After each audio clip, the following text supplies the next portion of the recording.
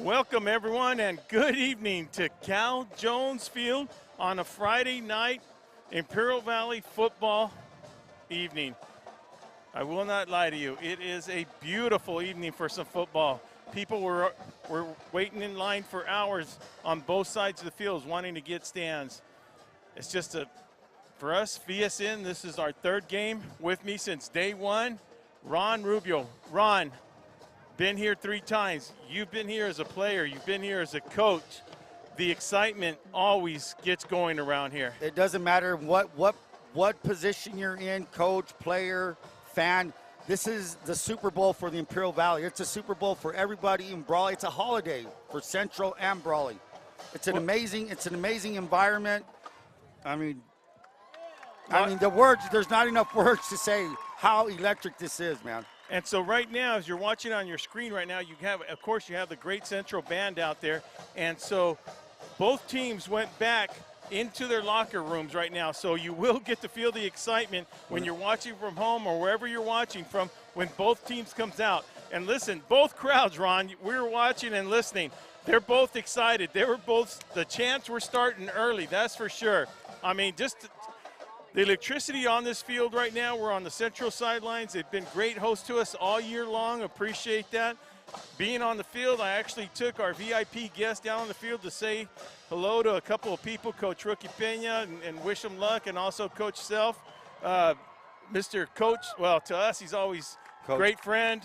You know, he was our coach, you know, when we were growing up, Ronnie and I, and it wouldn't be the Bell game if it wasn't for the legendary Coach Steve Cato. Coach, how you doing this evening? We're doing good. I got butterflies in my stomach, just like all you people out in the stands as well. The band has brought life to the ceremony here, and 99 years of playing football. This is huge. How many schools in California can say they do that? And next year is going to be huge, even more huge. So just on that note, right, talking to Billy Brewer, there's big plans for the 100th time. Now, of course, it's not the 100th time, the Bell game, because the Bell game has its own history. They started the Bell game, and this is the number 78th time where it comes down to the Bell game. But, yes, it is the 99th time next year. You know, all goes well. We'll be the 100th in Brawley. Coach, a couple of quick questions now. You were assistant coach down there in Brawley under Coach Terry Lowe, and I believe Mike Charles was a coach in El Centro during those years. Yes, that's right, Mike Charles. Wow. Yeah, I got a little bit of memory, I see Coach. him on Facebook, yeah, all right, every now and then. So, Coach, as the head coach, later on, and I believe it was 1984, you were head coach at Brawley. Is that correct? 83. 83, yeah. To 89. Oh, there's my phone? All right. No. That's good. Anyway, 6 years, we had some barn burners. The first year we won the game with like 48 seconds left. It was a flea flicker, and tight end caught it and pitched it to Boris Carter, and he went 48 yards for a touchdown. Yeah. And then later on, the last game, well, the next game, we had our snapper snap the ball over our punter's head. Our punter made a one-handed catch. It was Theron Hopkins, and Theron came down with it, and then the punt, the coverage outran the punt, and it hit one of our receivers, or downfield guys, and so they had it on the 30-yard line and scored a field goal. Well, those are the things that happen, Coach. It's right now, both teams right now are in the position who's going to make the least amount of mistakes, because that's how close these two teams are. And speaking of teams, let's talk a little bit about the Brawley Wildcats. Ron Rubio, what do we got on the Brawley Wildcats so far? Well, just coming right in, numbers-wise, record-wise, Wildcats are 7-2. They're 3-0 in league. They're coming on a 7-game winning streak. You know, the first part of the season, they hit a hard road, went up against Mater Dei, who's ranked number 1 currently in Division 3. And as we're talking about rankings right now, Brawley is currently ranked number 7. They are number 7 in Division 3. So, you know, they've come a long ways. They lost to, as I said, Modern Day and Valley Center. Valley Center, interesting fact, Valley Center is ranked one spot ahead of Central in Division II. Yeah. So these are where the numbers, kind of the analytics, you know, start popping up. They're great talking points during a pregame. But all these rankings and all these records, all these stats, guess what? They fly out the window once this ball's kicked, Will. Yeah, once this ball kick, and then especially tomorrow morning, right? Yes. Because you never know. Everybody basically is playing. Look, Ron, if you can hear my excitement in my voice, please apologize. Don't worry, no apologies. This is, you know, we got Coach Cato up here. We got my partner, Ron Rubio. It's just very exciting atmosphere up here. So, excuse me. So, anyways, tomorrow everything changes, Ron, because most teams are playing their rivals, so those things can actually change. Yeah, and you know, not to get away from the Brawley Central matchup, but right now another game that's kind of interesting tonight will be the Imperial Southwest game. Oh, true. You know, trying to get in there. So, you know, I was talking about the league, but back to the Bell game, you know, the heavyweight bout that we're about to see, you have two schools that started out differently. You know, as we said, Brawley is ranked, you know, number 7 in their Division III, whereas Central is 5-4 overall. They're not at the record that everybody been used to the last 4 years that Rookie's been here. However, this is his 5th season. He's won 4 Bell games in a row. So not to take away from the information on Brawley. However, this was a collision course happening from the start of the season despite the slow start both teams had. And when you say slow start, you also made a good point to emphasize they both had very tough schedules to start the season. I mean, we witnessed the Palm Desert game. I mean, you talk about, I mean, we expect to see Palm Desert going their own way, and we also expect to see Brawley, when they played Modern Day, we expect, personally, in my own opinion, I expect Modern Day to actually win Division III and then go on from there. Right. So those are the kind of things, those are the tough quality opponents that both teams have played, Coach Cato. And you've had your share of Coach Cato playing tough opponents that way. I mean, it makes you stronger playing. So, Coach, what's non-league. And in the long league, in the long run, does it make you better in your opinion? Well, we used to play Central twice, right? You know, and that was always a barn burner there too.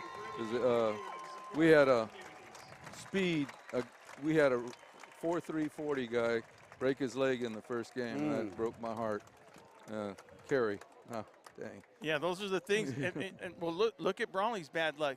For the within the 5 years, they've come into the Bell game missing their starting quarterback in Casey Klein. Now, when you talk about Casey Klein, let's not forget, you know, the stud that he was actually suited up, put a brace on, and went back out there. And we want to wish Casey Klein the best of luck. He is with the Boise Broncos down there with the deep blue sea field down there. And we want to wish him hello, him and his dad and his mom, Carol and everybody. So, Doug, good luck. We're expecting big things from you. So get back to that, Coach. You think it's a positive note to playing the heavy strength like that? Yeah, I do. Like Yuma was a powerhouse back. Everything. Okay. So Ron knows that. Excuse me, Coach, but that's a very good point. But that's history because, Coach, they got so many high schools now in Yuma that it's changed. I mean, Ron and I visited Palm Desert. And Palm Desert's the powerhouse where it used to be La Quinta and all that stuff. Right. And I remember it was just Yuma and Kofa. Right, Indio, Coachella, and Palm Springs. That was it. And now there's a whole bunch of schools over there. They divide up, and they're playing good ball over there too as well. No, they're playing really good ball, Coach. So that's an interesting point that when we hear it from a head coach, Steve Cato, that the schedule of strength in the preseason is always good. So, well, with that said, Ron, let's talk about 4-time Bell champs, 4-time league champs, plus the Central Spartans under Coach Rookie's helm. Ladies and gentlemen, well, please look towards the east end of the field. Not sure we're going to do our national anthem. No, that's Central Spartans coming out, and it might get a little bit loud here right now, Ron. Yes. Well, here we go. Well, might as well start talking about them now as they're going to enter the stage. Here it comes. And here they come with Challenger, I believe. I'm not sure if they keep calling him Challenger, but if not the name of the horse. But I have an interesting family fact. The very first horse for the Spartans was owned by my mother-in-law, Peggy Martin.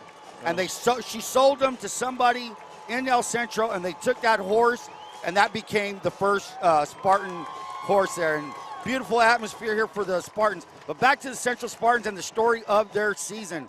Started out 1-4, and we were talking to Coach Cato about what a tough non-league they had. They went 1-4. I mean, Yeah, they went 1-4 against the top, the top teams that they played against. They started out, they beat Point Loma. They also had a victory over. That's big. Yeah, they beat Point Loma. They also beat Del Valle, but they lost to Mount Carmel. They lost to Vista. And Vista, that game, they should have won that game against Vista. They had a touchdown call back, however. It was a really tight game, and they were making a comeback in there. But in their non-league, they were 2-4, Will. So they were under 500 in those 6 games. But coming into the four-league schedule that they had, the 4-team schedule, well, they're sitting where they should be. They're 3-0, yes. And now they're playing Brawley for the 4th league matchup. And that's the kind of thing that they were just trying to get their stride at the right time. And I'm going to tell you, I think they're there. I think Charlie Sullivan, that game against Calexico, informed people that's where they want to be. When Charlie Sullivan was our player of the game that game, at the end of the Calexico game, he informed people, look, everybody Charlie feels, as also the El Centro Spartans, that they weren't getting their respect because of their records. As we stand by to unfold this beautiful flag. Oh, beautiful. It is beautiful as we get ready for our Star Spangled Banner. So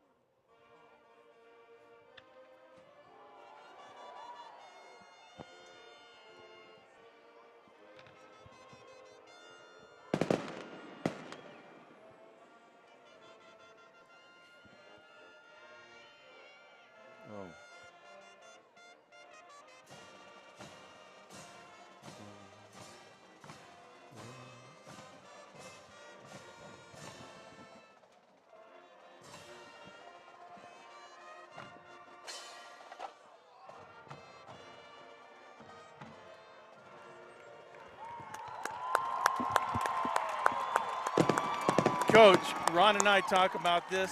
If you don't get chills right before a game, that Star Spangled Something Banner. wrong with you. Yeah, that's exactly. We always say that. We We always say that, Coach. And it's just great. How true it is. No, it is true. You got yes. the butterflies. You want to get that kickoff going. But that Star Spangled Banner right there, Coach, never changes the way you feel after the game. It's our country. Yeah. It's our country, and it always sings as a player. You're sitting there listening to the band or whoever's singing it, and it's just like the whole lyrics go into your body, into your bones, and into your mind, and you're ready to roll right after that last note is sung. So we're at 7:32 remaining. Will, do you have anything interesting about the coin toss tonight? So, first of all, let's talk about the officials tonight. Yes, sure. The white hat tonight will be Jesse Jackson. In the middle will be Beankins. Mr. Beankins has been official for plenty of years down here. He will be playing the umpire position. He will be at the umpire position. And also on the sidelines, we have Benton. We have Rob on the other side. And who do we have in the back there, Ronnie? Let's see, who do we have back here? I'm not too sure. Well, we have Gabe Castro's one of the I'm flanks. sorry, Gabe Castro. Gabe Castro's one of the flanks. So one of the interesting things that Central Spartans have decided to do today, the honorary flip of the coin will be made by the family of Efren Cornell. That's badge number 354 from the El Centro Police Department. Efren served for the El Centro Police Department for 24 years, survived by his wife and 2 children, Sandra, Sebastian, and Giliana. So one of the interesting things about Efren Cornell, they went ahead and they named a street after him, Ron. Nice, that's very good. Yeah, it's located, it was the old Legacy Drive in El Centro and 3rd Street. It is now going to be called Efren Cornell Drive, and the crossroad will be 3rd Street. So that's one of the great things about it. The sad thing was Efren was only 53 years old at the time of his passing. So his family will be out there tonight as we look forward to the coin toss right here, representing the Cornell family will be his wife and children. Okay, I'm JJ. You're going to have on your Brawley side is going to be Mr. Castro. The black judge is going to be Mr. Bentley. Mr. Binkins will be in the middle. And you got Mr. Ross is going to be on Central sideline. Okay, we got honorary captain here to throw the coin toss tonight. And you can take over. All right, guys. Show them. Badge is heads. Badge heads. Patch is tails. All right. Brawley, you the visiting team. You can call it loud enough so my partner can hear you. Tails. Tails is called. It comes down. Heads. Central has won the toss. What do you elect to do? Defer. You want the ball. Which way you want to kick it? Toward the scoreboard. Away from the scoreboard. You go with your backs over there. You put your backs in front of me.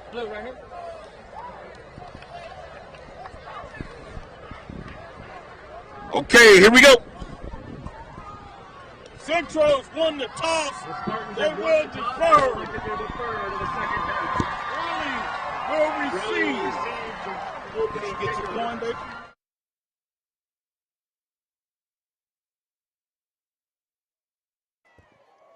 So after the coin toss, Central has won the toss, and they will defer to the second half. So we will see the Brawley Wildcat offense on the field first, and the Central Spartans defense will, of course, be taking the field for the Central Spartans.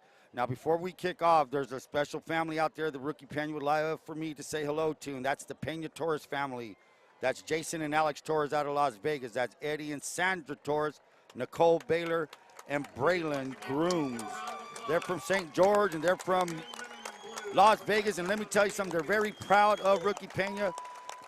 Everybody knows I am related to Rookie Pena. He's my nephew. I've known him since conception, and his brother's married to my brother is married to his aunt. So that's the connection we have here. We're very unbiased here. We wish everybody the best of luck, and we hope that the people in St. George, Utah, and in Vegas enjoy watching their family member, Coach Rookie Pena, lead his Spartans into the 78th annual bell game tonight, Will. And so, like I said, it's a family affair all around, man. You have a brotherhood of people that you played with, coaches that you played with, they're like family to you. And it's been like, just like I said, it's like a holiday. It's like Christmas. No, it is, Ron. And when they used to mix it, now I know the time, the CIF has actually started earlier now, but when it used to be mixed with the Cataclaw and it was in Brawley, now you talk about good times there, Coach. Ron, I mean, it's ready to go, like we said. Man, this is exciting. This is good football. Once again, man, I'm not going to apologize for the excitement. It's great to be up here. It's great to be good company. It's great. You know, we saw the great Jen Skipper, a good friend of Coach Cato's up here. Well, another gentleman I just had the pleasure of meeting is Chuck Waddles. He was a quarterback in 1964. Oh. Chuck Waddles is right here. Played quarterback, and I'm not sure. I didn't have the – well, here we go. We're going to kick Let's off. Let's get ready to kick this off. And here we go. Let's knock out the door, knock on the door. Let's answer it. Here's Midas Rodriguez, number 25, kicking out to Daniel Camilo, number 6. Looks like Camilo. Camilo at the 10. Follow, 15, follow. 20. Go He's down at the 25, sideline. 30. He's going to cut up to the 35, and he's going to find his way and knock out of bounds by number 59 of the Central Spartans. So that's where the Wildcats will take up camp right now for the first possession of the game. So a good possession for the Wildcats. And that's something that the Wildcats are used to, Ron.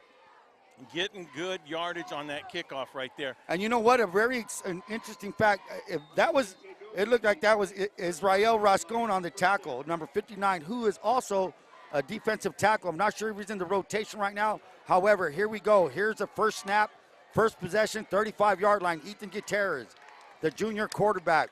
Doubles on both sides. Single back is Isaiah Young. That's number 23. Big old gap between the center and guard. They give us to Young. Young finding his way to the 40, 45, 50. Cuts back, finds his way to the 44-yard line of the Spartans. So a quick hitter for the Spartans. I'm not sure if that's a wrinkle there, Coach. They got a big old gap between the center and the center on the guard on the weak side. However, good enough for a 1st and 10 for the Wildcats. Ron, this might have a little resemblance of the game that 2 years ago where Brawley came out strong. But listen, both teams are capable of doing that. But the excitement these kids are going through, everybody's high strung. I would expect to see somebody jump off sides early in the game right now. Well, if you're disciplined, you're not going to jump off sides, because right now the formula to win a rivalry game: minimize your mistakes, take advantage of your opponent's mistakes, and play the best as you can. Play hard. They give us to Young again. No, it's not. It's a pop pass to Camilo. Camilo to the 40, and he brought down. Great tackle there. Great assist by number 5. I'm going to give that Damian Nelson along with taken down after a 5-yard gain. So 2nd down and 5. Damian Nelson, a cornerback, does very well for the Spartans. And the Spartan secondary, led by Skylar Cook, he was our leading tackler out there, number 27. I bet you that's going to be Angel Ortiz is out there. Elijah Perez, number 8. We'll get to the rest of the lineup as we go along. So as we said, it's a moving fast. It's a fast game. It's at the 40-yard line, 1st and 10. Excuse me, 2nd down and 5. Tanner Carranza now in the backfield. And that's Gutierrez with the pitch to Carranza. Carranza bulls his way forward for a 6-yard gain. So the Wildcats are starting fast, just like you said, Will. But the last time they started out fast, Blake Craigbaum hit like an 80-yard run. Yeah. So it was not a drive right now. No, this is actually a drive with a little bit of wrinkle. Check one of the keys that Rookie Peña and the Spartans want to do. They want to stop Gutierrez on that option. So that was a little plan back for him right there. It seems like, I don't know if they're going to have that monster on him, but this responsibility is to key on Gutierrez. And as soon as he was able to pitch it up, boom, it was one-on-one on the outside. Anytime you're facing an option team, you have assignments. Let's see if the assignments change or do they alter them. Trips to the right, that's for Gutierrez. The right side is his wide side. They give us to Carranza. Carranza, 42, is finding his way, weaving his way. Now there's some good blocking going on for the Wildcats, and the Wildcats' offensive line will have Brian Porras, number 52. You have Julius Diaz at one of the tackle spots. He's 55. One of the other guards is Jonathan Garcia. He's a guard, number 64. And the other tackle will be Tony Arriaga, number 74. Some people tell me they call Tony the Fridge. I'm not too sure about that. Here's the other guard is number 77, Levangelis Pittman. So a good gain of 9 yards, Will, and we find the Wildcats with 2nd down and 1 at the 25-yard line for the of the Spartans. Bunt set to the right. They call that a diamond. You could call it a bunch. Whatever it is, you have 3 receivers to the right. Single back is Isaiah Young. Pulls it. That's Gutierrez pulling it. He's at the spins his way forward all the way to maybe the 15-yard line. 1st and 10 Wildcats are starting fast. They're at the 16-yard line. And the thing is, what's good to see, he puts that little quick move. He did a 360 on that. The thing that I was looking for is to make sure he got up. Not only did he get up, Ron, he sprung up. Well, he sprung up. But you got to be careful. A little bit early for that. But, it's that blood running through him right now. He's got a lot to prove. He told me he remembers that freshman season against right here on the same field. He does not want a repeat of that, Ron. Well, that's the gamble you take when you're running your quarterback at any level. They give us to Young. Young up the middle. Young's going to find his way forward. He is going to gain I'm going to give him 7 yards on that carry inside the 10, maybe to the 9-yard line. I'm checking out the flank down here. It looks like between the 9 and 8. Let's give him this 9-yard line. So Wildcats are tempo right now. 2nd down and 3. Let's go 2nd down and 3. They give us to Young. Young finds his way forward, and he's going to fall forward. Do they give him the touchdown? Yes, they do. 8:05 remaining in the 1st quarter. The Wildcats go 65 yards, and we now find the Brawley Wildcats 6, Central Spartans 0. Ron, well, there's nothing that's going to surprise me in this game right now. No, nothing's going to surprise me. The thing is, Ron, that they did it without their passing game. Gutierrez they comes got in one? here. Yeah, right. Yeah, there was that little flat pass out there, right. And they got a 1st down on that, but they did it power running, Ron. The snap, Jorge Hotto, can he put it through? Every point is going to be important, and he sure knocks it through. So the Wildcats take less than, let's say, 3 minutes, 55 seconds. Their first opening drive, they take it in. Let's see what the Spartans do with 8:05 remaining in the 2nd quarter. The 1st quarter, sorry. First quarter. Ladies and gentlemen, let's make sure that when you log on to valleysportsnet.com, please follow and like our Instagram page, our Facebook page, and also our other sites on YouTube. The reason being is we'd like to know where people are watching this game from. That's one of the key components of doing that. When you please, if you would like and follow, what we do is we get our analytics and we like to see where everybody's watching the game on, especially the Bell game right here, Ronnie. We want to know exactly where everybody's watching it from. So, I heard of several. I know households are having parties. There may be some establishments everywhere. So I'm going to watch games. I mean, go for it. Look, there's nothing wrong. These tickets sold out 2 days ago, Ron. You got a packed house here, so everybody watching. I hope we're giving you guys a good show here. Well, we're not giving you the show. We're just relaying it. We're just relaying, telling you the story. It's like opening a book. The first chapter is right now. Here we go. Hotto with the little pooch kick. Now, is this going to happen? Here's at the 30, 35. That's Gavin Marini. Marini up to the 32. Great field position for the Spartans. So that's a gamble you take if you're going to go ahead and pooch that. Yeah. You know, it is a gamble. And look, Marini's one of their top playmakers there, Ron. Marini, you have Marini. That's number 14. You'll have Skylar Cook at wide receiver. You'll have Artie Estrada, number 9. Sergio Garcia. Can we call him the freshman phenom? Yes, we can. Why? He's having a great season. When you talk about a good season, you got to talk about Damian Rodriguez, and you can't leave out number 2, Charlie Sullivan. So here we go, motion by Marini. The give to Sullivan. No, it's a play fake. Skylar Cook. Cook open. Cook good. Hey, when that play action fakes me out, you know you've done something really well. 1st and 10 for the Spartans at their own 46-yard line. No, Ron, that's one of their other playmakers. Skylar Cook. He will not go under the radar. He came out as a freshman, and he came out on fire. So one of the things that's going to make him real important is these high-quality games right here, because he is one of those playmakers that Central does have. So the chess match has begun. I'll tell you that right now. And who's that? Bernie Bustamante, number 67, may have jumped offside. So let's get back to what's going on here for the Central Spartans offensive line. I'm going to go ahead and say that number 64, Jace Ramirez, is a guard. Eli Osuna, number 50, will anchor the other side at the guard position. Brennan Havens is a tackle. That's number 73. The other tackle will be Anthony Ramirez. The center of all this is Julian Ramirez, and you'll be seeing number 76, Jonah Huerta, in at times. So here we go.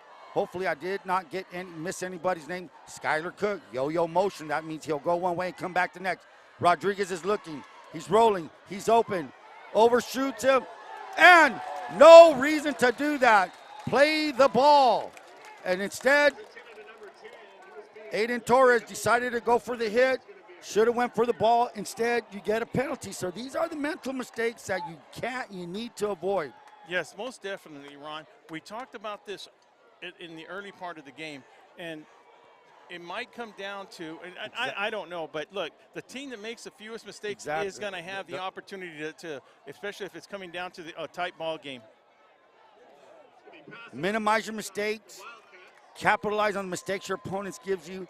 But the less errors you make, Will, it doesn't have to be a big game like this. Yeah. That's the sport of football. You minimize your mistakes, and you carry it from there. Well, like you said, that was an obvious play. There was really no reason for that. No reason for that. Go for the ball, man. That ball is everybody's ball. So here we go. We have doubles on both sides for the Spartans.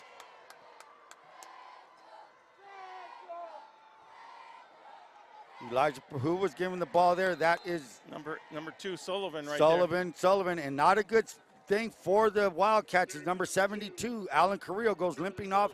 In comes number 74, Tony Adiaga. Sullivan with the gain of 1 will make that 2nd down and 9 with the penalty. Yeah, Spartans are now inside the 35-yard line, make it to 34. Tackle was made by number 24, Gilbert Corrales. Now, did I just mention you mentioned that Carrillo walked off the field? He sure did. He didn't walk, he limped. So issues with that knee all week. That's too bad. Yeah. That's too bad. Perez looking. Perez with time. Plenty of time. He's going to scoot it up and run, and that's a dangerous runner there. And a good tackle by number 31, Chris Camilo.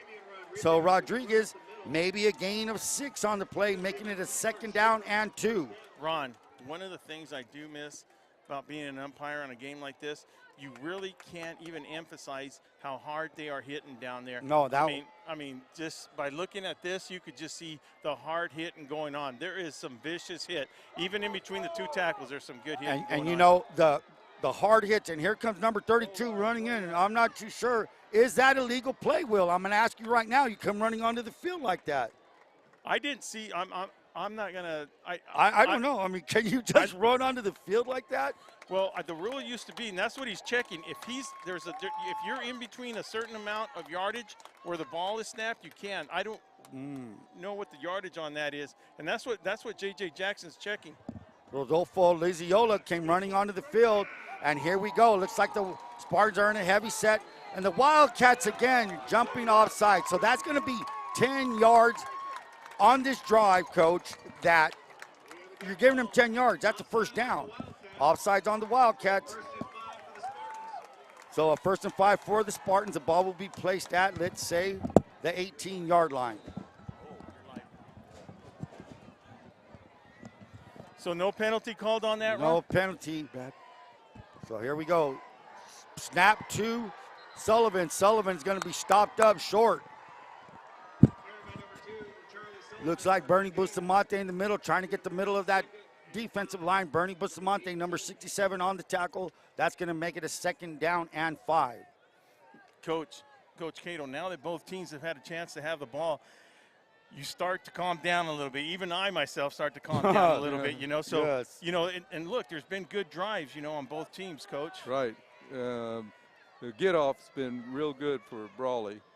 And now they're where they were in a goal line, trying to stop that. And So that was intended for number 9. Was that cover 2? That was cover 2. Artie Estrada on a slant, just I thought overthrown he by was gonna get Damian it. Rodriguez. They've had 2 opportunities to intercept. It's a game of inches, as they say. It's always a game of inches, so every inch Be counts. at the right place at the right time. And keep your head on a swivel on defense. So it's a 3rd down and 5 for the Spartans. Big play here. I'm going to go ahead and say this is 4-down territory. 2 plays to get 5 yards. Don't jump off sides. No, sir. They've already given the Spartans a 1st down on 2. Basically a 1st down with 2 offsides on this drive. There's goal line. There's the goal line. Wildcats jumping into goal line. Rodriguez. No, that's Charlie Sullivan. Charlie Sullivan. Oh, he fumbles. Brawley recovered. Are they going to give it to the Wildcats, or was he down? When they stop the clock like that, I believe they're going to give it unless somebody comes in there and changes it. I think it's going to be Wildcat ball. Now, was that fumble caused? I mean, was it coming out, or well in high school? Can the ground cause a fumble? No, the ground cannot cause a fumble. So if they rule that it's a fumble, and of course there's no replay unless somebody else sees something else that his knees went down, they're already pointing that it's already Wildcat ball right there, Ron. I've seen have the chains. Have they moved the chains? They have moved the chains. They put the 1st down marker, and Ethan Gutierrez is out in the field. There is a little call. As soon as that ball is snapped, the rest is history. That's it. So the Spartans started their opening drive, and here's a miscue, fumbled by Sullivan. Plenty of time, 4:57 remaining in the 1st quarter. Wildcats on the move. I mean, starting their 2nd drive of the game. A pull by Gutierrez. Gutierrez is going to work his way up maybe to the 24-yard line. Tackle by Sullivan. And it's enough for a 1st down. Yes, they did give him enough for a 1st down. So that's Gutierrez is out there taking, and that's Ron. That was one of the things when we did that interview with VSN and Ethan Gutierrez and at his home, at the Sheehan's home. That's one of the things he mentioned. That was his plan. Look, he mentioned a couple of, I know I didn't make the clip, but he did mention other Wildcats, that was their job to be the leaders of the team, to go out there, no repeat of what it was his freshman year. Well, you know what? That's experience, Will. That's experience right there. So here comes Isaiah Young. Isaiah Young is going to work his way up to maybe the 30-yard line. They're going to spot him. So on a 1st down run, a gain of 6. Gain of 6. Everything's been positive yards. Ron, Carranza and Young, both of them running some good ball right there. Well, the thing is, it wouldn't be possible if that offensive line wasn't moving people around. So let's see what kind of adjustments the Central Spartans defense will do. Right now, things are going their way of the Wildcats, 3:50 remaining. Young in the backfield. You have trips to the left. Looks like a little audibles going on here. Spartans showing blitz. That's Elijah Perez. And that's Mekhi Washington. Mekhi Washington with the catch. So really good. If that was an audible, perfectly executed, enough for a first down. Now, Ron, audible or not, I do want to say one thing about Mekhi Washington. He has been coming around the second half of the season, doing some big things for the Wildcats. Actually, was number 2 receiver in yards on the Wildcat team. Well, if he were a flower, you would have to say he has blossomed. And he has come a long way as Mekhi Washington, a junior. So here's the give, a slant. That is Robert Platt. Robert Platt's going to follow his way forward. Are they going to give him enough for the first down? Yes, they are. Whoa. So, Ronnie, Robert Platt, so you got 2 pass plays in a row there, so a little mixing up. And that's something the Wildcats must do just to keep this fast defense of the Spartans on their heels right now. the thing is, we talk about the playmaker Central has. Brawley is spreading that ball around. Both offenses, Will, we've talked about, can do what they're doing right now. They can run, they can throw. Here's Young. Young doesn't look like he's too hurt to me right there on that run. Falling forward for maybe a gain of 3. We're going to give them second down and 7 for the Wildcats. 2:40 remaining in the first quarter. So on Tuesday's practice, I happened to see it's actually a different injury. So something else happened to it. He had a calf, right? And the calf was swollen. And I asked him if he was ready to go. Look, there was no hesitation. Young was going to play. So the Wildcats now find themselves for a second down. Now I'm very interested why the second and the down and yards to go is not working on the scoreboard. So here we go. And I'm seeing right now any signals to the head, any signals above, that's for they're either going to change the play. And here's Young. Young up the middle. Young's going to find his way up maybe to the 41-yard line of the Spartans. So, like you said, Will, you know, we don't want to beat a dead horse while he's down anyhow. The way you're seeing Ethan Gutierrez command the huddle and command the field right now is excellent, man. He's seeing the field. Not only is he seeing it, but his receivers are seeing it. Yes, and not Ron, not only seeing it, they're feeling it, Ron. That's the big key. We want to give a thanks to our sponsors out there, one of them being Reach Medical Air Service. Donnie Warden and company have been a tremendous support from VSN since day one. We appreciate you. So Reach Medical Air Service, their #1 priority is assuring calmness, security, and comfort. Recognized for compassion, medical effectiveness to transport people when second counts. You can always count on Donnie Warden Company, Reach Air Medical Services. Ron, Centro calls a timeout right now. And Good, well, it's a fair timeout right now, right? It's great. Look, you want to settle your troops down right now. This is a young defense. You know, they lost a lot of guys last year. That's not the defense that they had last year as far as experience goes. But this is there's an eternity left in this game. 2 minutes, 1:59 remaining. Man, anything can happen on any given play. So this is just a well-called timeout at a good time to see how effective it is. So it's a 1st and 10 for the Wildcats. They're right at the 41-yard line. Wide side of the field will be for Ethan Gutierrez to his right. He has double receivers on this side. Single back will be. That is Isaiah Young.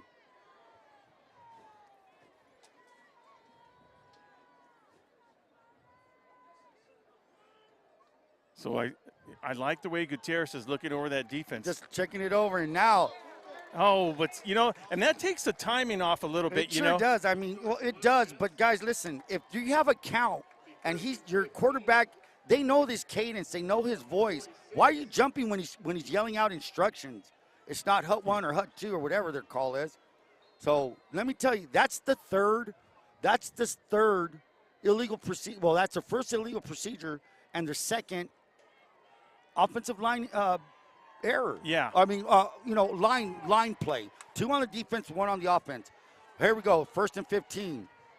So the momentum, will it hurt the drive? 5 yards back, let's see. Gutierrez.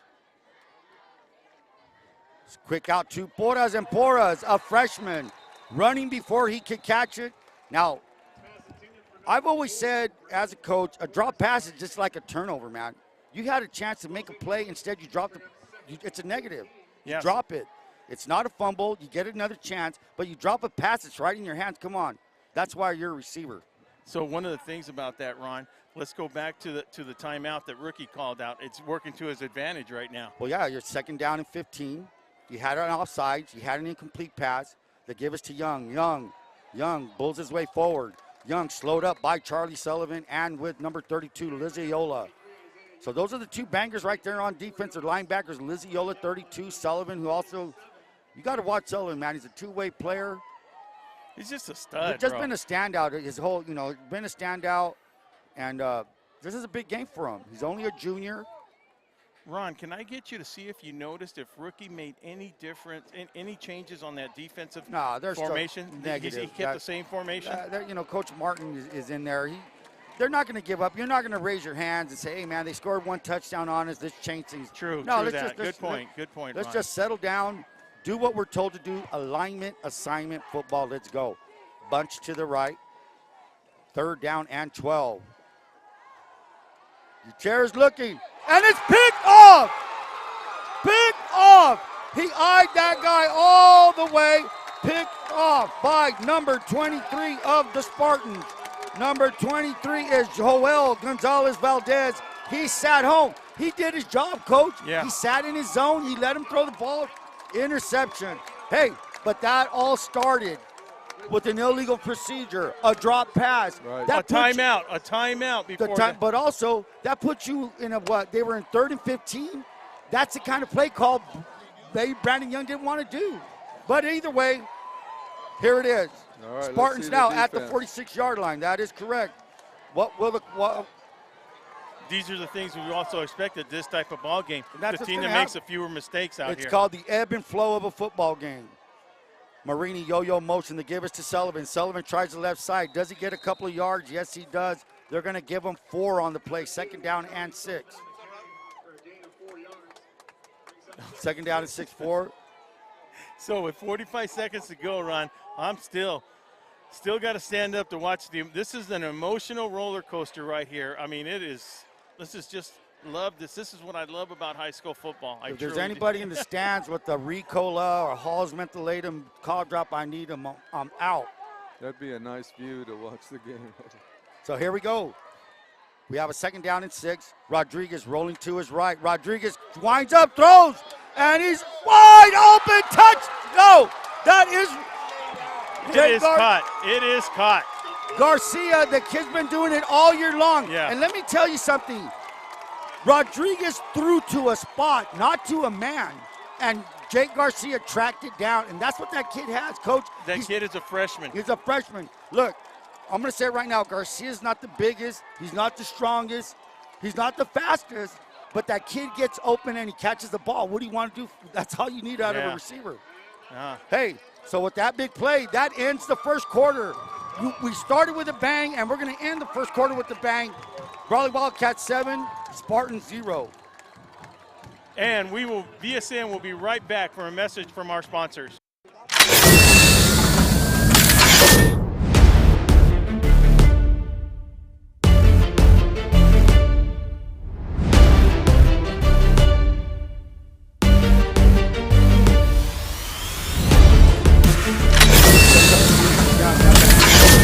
Back to the 25, 35, cuts to the right, 40, 45, and he's going to make it all the way up to the 49-yard line. So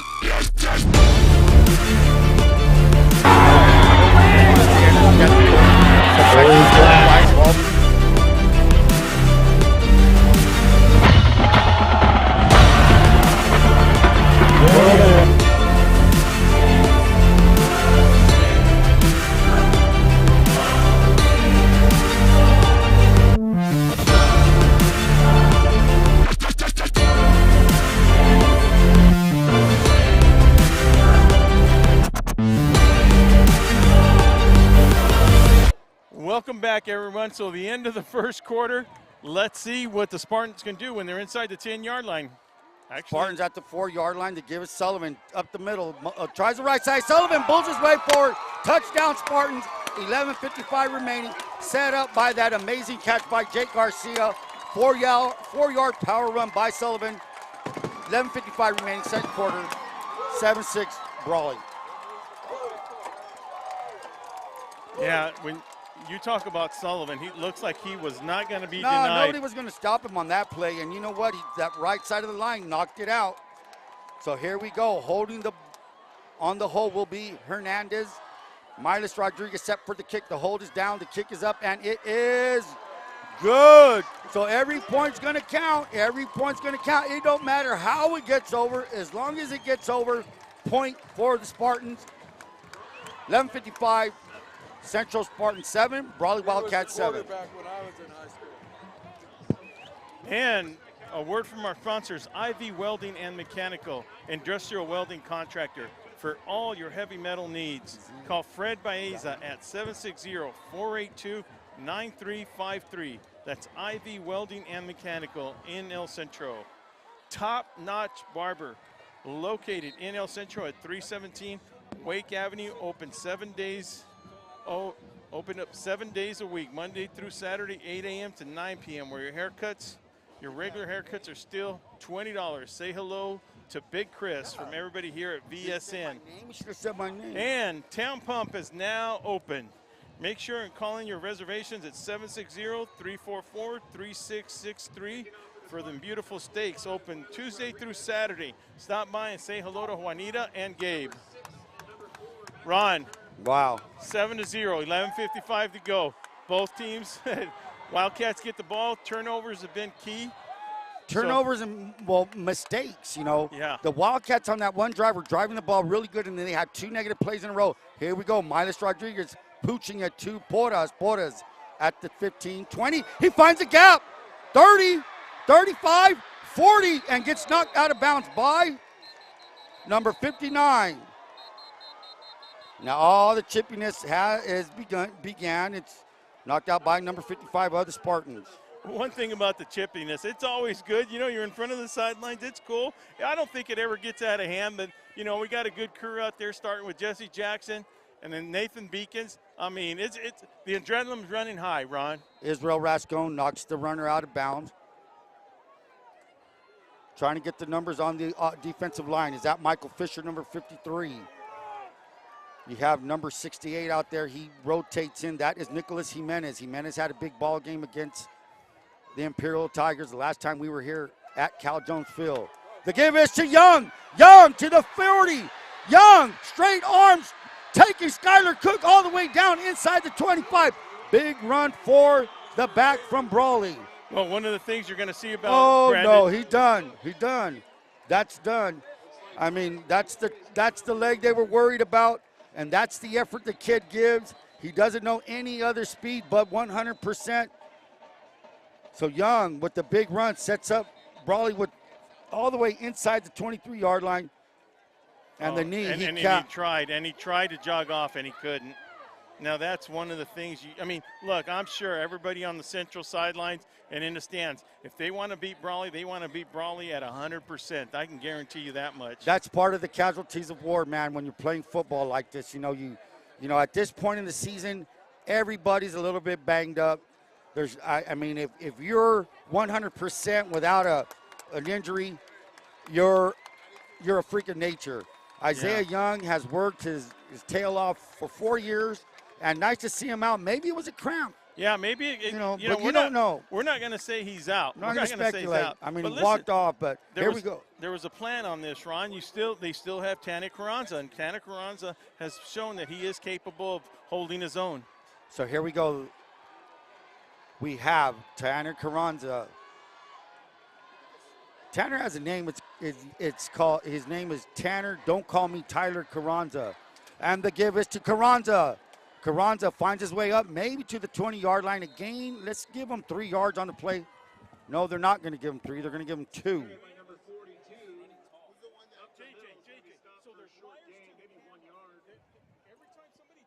Tackled by number 32, Rodolfo. Every wire, touch every wire. Get her away, every wire. Look what it's doing on the bottom. We're going to have to move one of Eric's cameras up there. Listen, every wire, make sure it's plugged into the camera. Here we go. We now have a 2nd down and 9 for the Wildcats. And Gutierrez trying to pull the ball away. Did not secure the fake. and Martin was there, number 22, to make sure Jared Martin on the tackle. So now the Wildcats finding themselves making errors on plays that are affecting the drive. So that's a loss of maybe 7 yards. So we're going to have the Wildcats will have a third and let's say 15 yards to go. Similar position they were in last possession, Coach. Let's make some noise for our defense. So here we go. So the Wildcats now find themselves in a 3rd and 15. No man's land. So probably 2 plays to get the first down.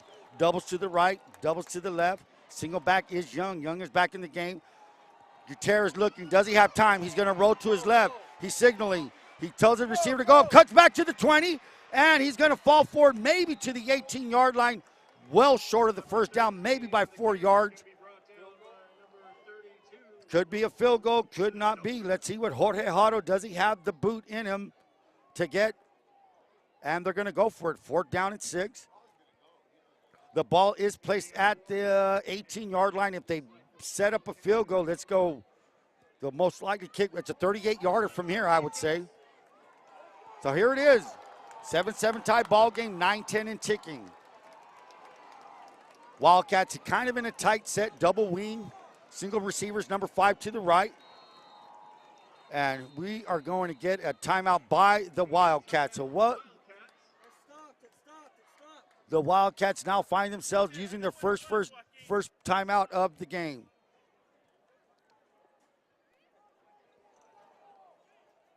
So with 9 minutes right on the dot, timeout by the Wildcats as their pretty big 4th down play here for both teams.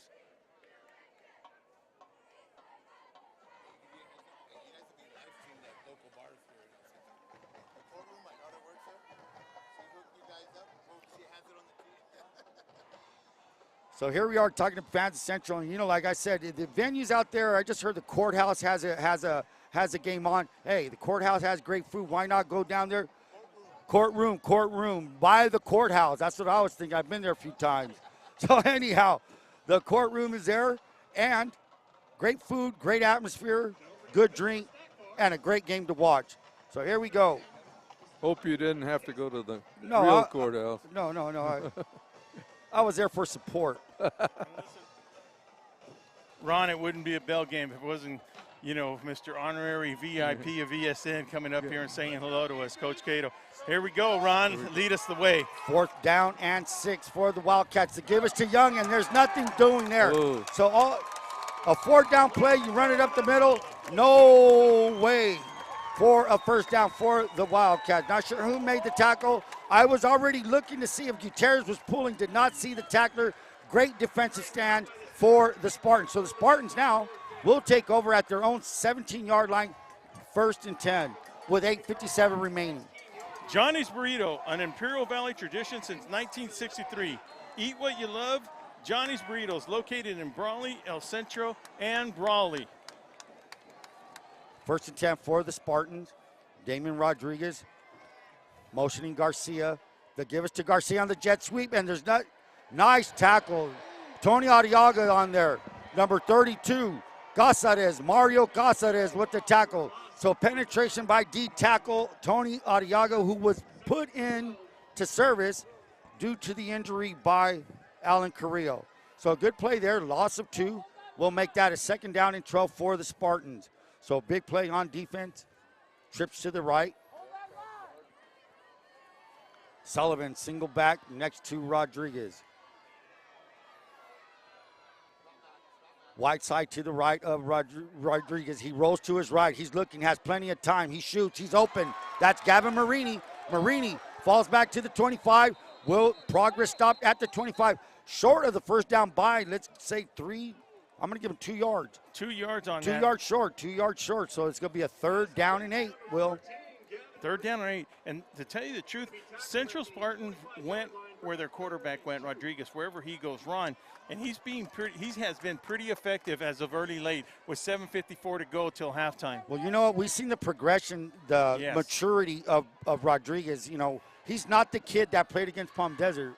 I'll tell you that night and day. So here it is, Sullivan, and he's going to be hit by Aiden Torrez. Daniel Camilo And Chris Camilo, did he get a first down? The He's flank short. official is going to be short. And He's this short is, at the 31, 4th down and maybe 1.5 yards, 4th and 1. Hey, as a coach, no time to gamble. You don't want to gamble. Hey, how about a fake punt? We've seen plenty of those. Hard count, Ron? there we go. Hard count. So here we go, the Wildcats now, the Spartans now in pump formation. That is Sullivan. So anytime Sullivan is back there, look out. He's standing at his 19. Camilo, that's Daniel. And it's off the side of his foot, and it's going to fall maybe. Will they spot it at the 39-yard line? In baseball, that would be a foul ball. Well, yeah, that would be a foul ball or an inside field base hit there, Ron. So the ball being spotted on the 38-yard line, Brawley picking up great possession. Marianne Valenzuela, your State Farm Insurance agent located in Imperial Valley, specializing in auto, home, business, property. Make sure to give her a call at 760-344-0447. Back to my play-by-play, Ron Rubio.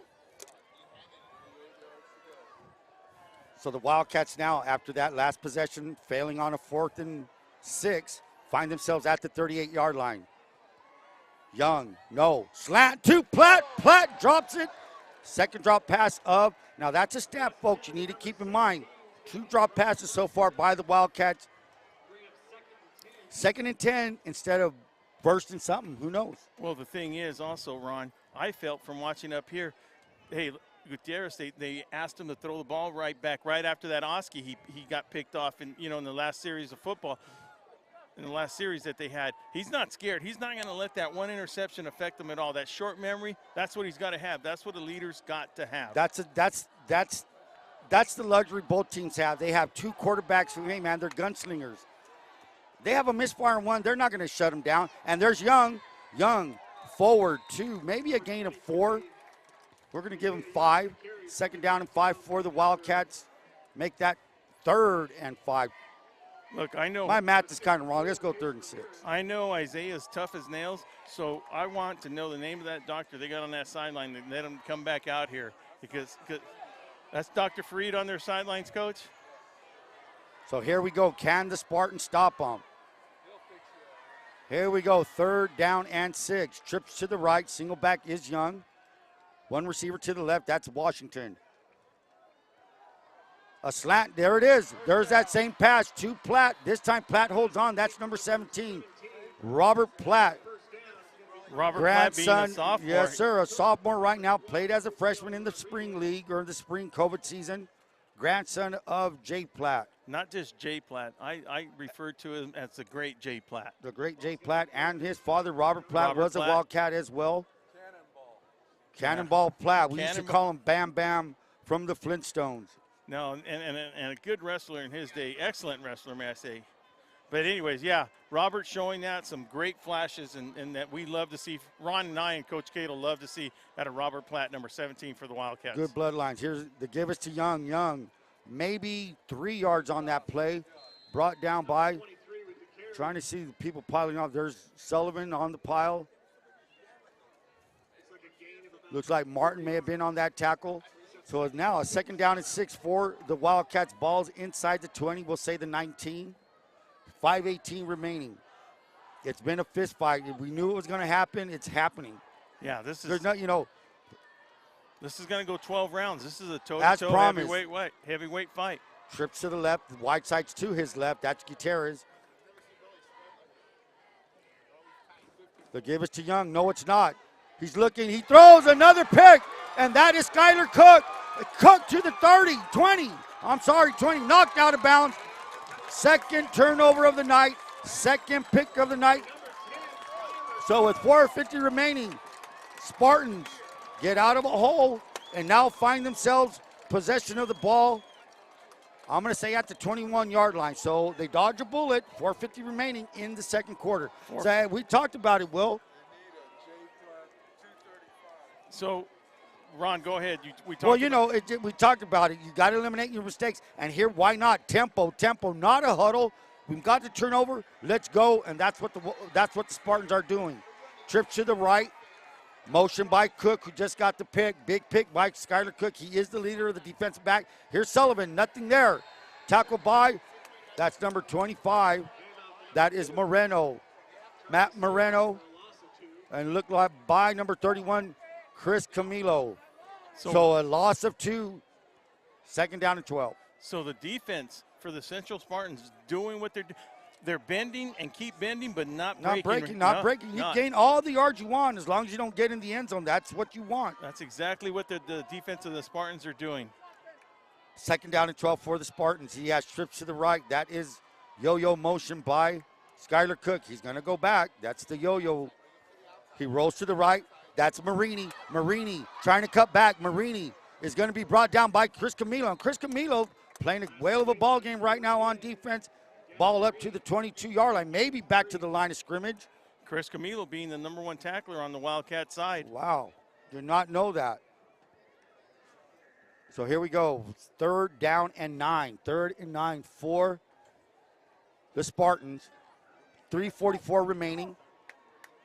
The Wildcats have, I believe they have only 2 timeouts left. We're showing 3. Trips to the left. That's the wide side for Rodriguez. Definite passing down. He's looking. He throws. He's going to be sacked. That is Bernie Bustamante. That's Moreno and assisted by, I'm trying to get that number. That looks like number 37. That is Brody Enders. So Brody Enders and Bernie Bustamante with the big-time sack. First sack of the game, I believe. Yeah, Ron. And I was glad to see that he was able to tuck it in at the very last second because he was hanging out loose there a little bit. He put it away. Sullivan standing right at his goal line. Camilo, that's Daniel, standing at his 50.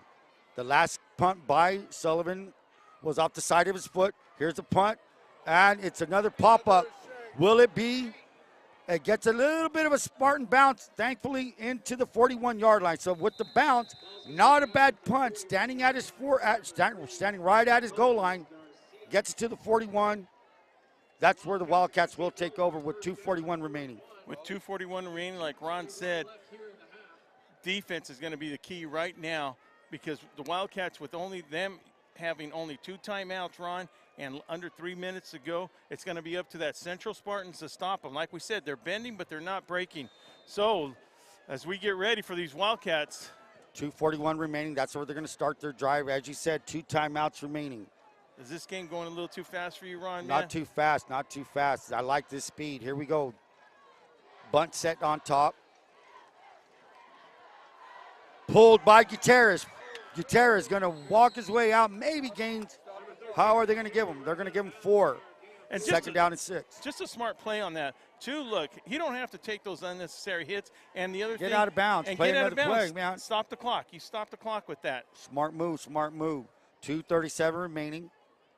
Ball inside the 40 of the Spartans. We're going to say 38-yard line. And while the Wildcats get their play in from the sideline, I'd like to say hello to the Dom team. Your real estate company serves the entire Imperial Valley. For all your farmland, commercial, and industrial needs, you need to give the Dom team a call at 760-337-8600. That's Andrew and Doug. Second and 6. The give is to Young off the right side. Young plowing his way off the side. Does he have enough for a first? No, he's going to be spotted short. He's just shy of the first down, and the ball is at the 32-yard line. Well, the thing is about Isaiah, we were saying this earlier, not only is he a powerful runner, he's intelligent the way he reads off the blocks, Ron. He's about to get tackled, then he'll cut left. He'll cut left right away. Just intelligence on his part as a running back. Well, right now off that play from where they gave him the first down, Ron. They gave him the first? Yeah, they gave him the first on that. They give us to Carranza. Now Carranza finds a little crease. Carranza fumbles. Picked up by number 23. Is that Valdez again? And he's knocked out of bounds.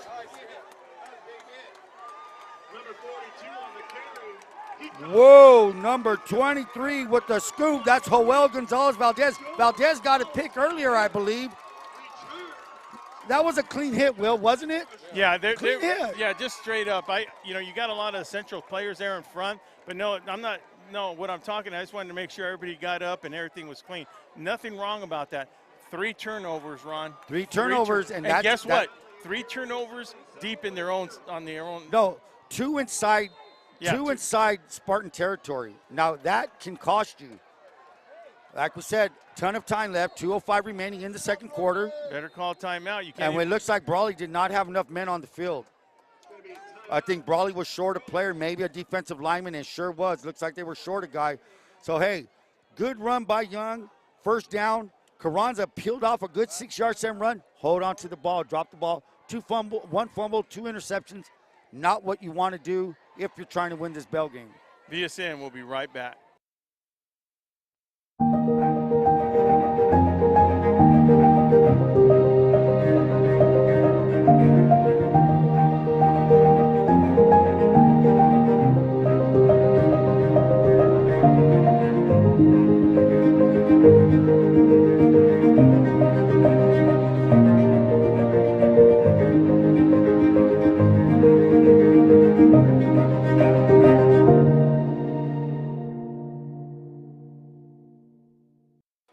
Welcome back, everyone. We are VSN. We appreciate you guys, everybody listening out there, all 2,000 plus people. Really do appreciate it. 2,000 plus, and that just means devices, right? That's just devices. That's correct. So I like that. So here we go. We have doubles on both sides. The wide side of the field will be to the left of Rodriguez. Yo-yo motion by Marini. And here we go again with the Wildcats. And not only was it Enders, but also Bustamante. So Rodriguez must be having a good hard count, drawing them off sides. But defensive line 101, don't listen to the count. Watch the ball. That's the 3rd offside for the Wildcats. That's 15 yards there. First down and 5. And you don't want to do this to a rookie Pena offense. 2:05 remaining. They're now at plus side of the field position, 41-yard line. Sullivan. Fake to number 4. He's looking, plenty of time, guns it. Pick, no. Aiden Torrez playing center field. You have to have those. Hey, if you drop a pass that's right to you, I think that's a turnover. If you have a pick that's right in your hands, that's another drop pass. Come on, you have to make plays. Yeah, with 2:05 to go, The nerves are done, man. There's no more need to be nervous or jitters or whatever. Adrenaline. You have to start making plays right now to win these ball games. Just interesting. They're not holding back. These Spartans, you know. Like No, everybody's gunning, man. Yeah, they're gunning, yes. Everybody's gunning. And it doesn't even seem like with the score 7-0, it sure doesn't seem like it. Marini in motion. Sullivan, fake to Sullivan. Rodriguez with the slant. That's Kyler Cook. Cook to the 40, inside territory of the Wildcats. So a quick pop. They find themselves at the Brawley 36, 1:57 remaining. So you give your opponent life, they're going to take it. Yeah, and I meant to say 7-7, not 7-0. 7-7, 1:48 remaining. How many times does the Spartans have? They have 2. They're outside. They're at the 36-yard line. They're moving the ball well, mixing the, good time passing here. Here's Marini with the short motion. Fake to Sullivan. Rodriguez with plenty of time. Rodriguez winds up, throws, nothing doing. Incomplete pass. I don't know if the receiver got stopped up. However, incomplete pass, 1:28 remaining. We're going to have a flag. We have a flag. Could it be illegal man downfield, or is it going to be holding? Yeah, it's going to be holding against the Spartans, but making it second down, push them back? Yeah, they want to push them back a little bit. Take the yards. 1:28 remaining. A penalty by the – and you know what I like right now? How many penalties other than the offsides? Well, kind of clean. Kind of clean, but the one that cost the Wildcat was that obvious pass interference, that's for sure. Yes.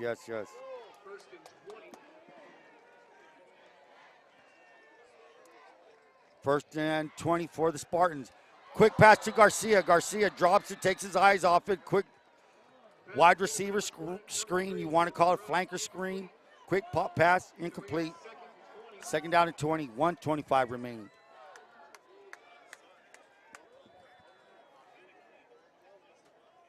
Yeah, I just feel that both teams have been up and down this field, Ron, and turnovers have been the key if you're considering the Wildcats on that.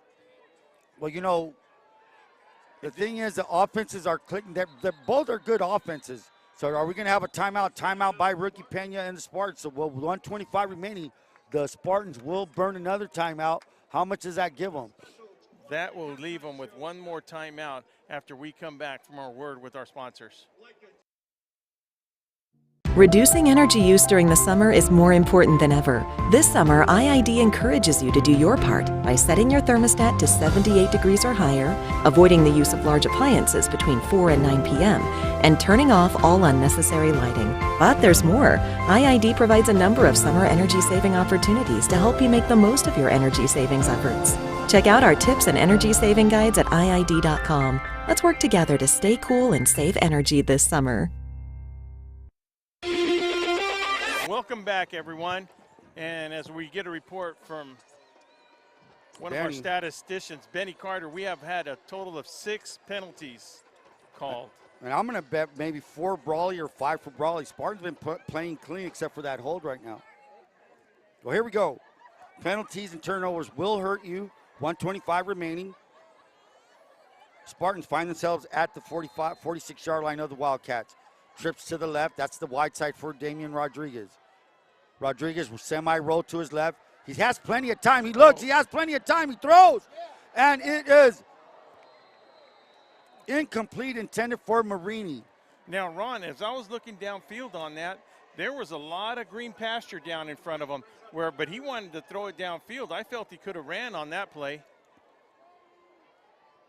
So sometimes you got to make that decision, you know, to either tuck that ball in and run or take a chance downfield. And on that one, he decided to take a chance downfield. Well, plenty of time to throw. That is correct, Coach. And now, you know, when you have guys like Garcia, Estrada, Cook, and Marini, you're going to throw that ball up. It's a 50-50 ball. Why not? Wildcats have shown they can't defend that deep right now as of 2 plays. So here we go. Screen pass to Sullivan. Sullivan to the 40. Sullivan to the 26-yard line. First. No, is he short? Oh, wow. I say they're going to give him. I think they gave it to him. They're going to give it to him, so that's going to be a first down at the, hey.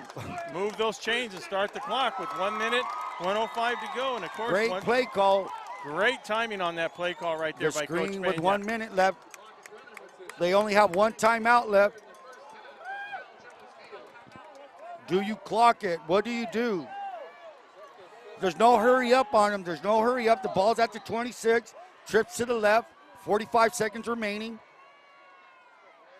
Rodriguez again, plenty of time. The throw, it's a fade. He's open, and it is knocked down by Gilbert Corrales.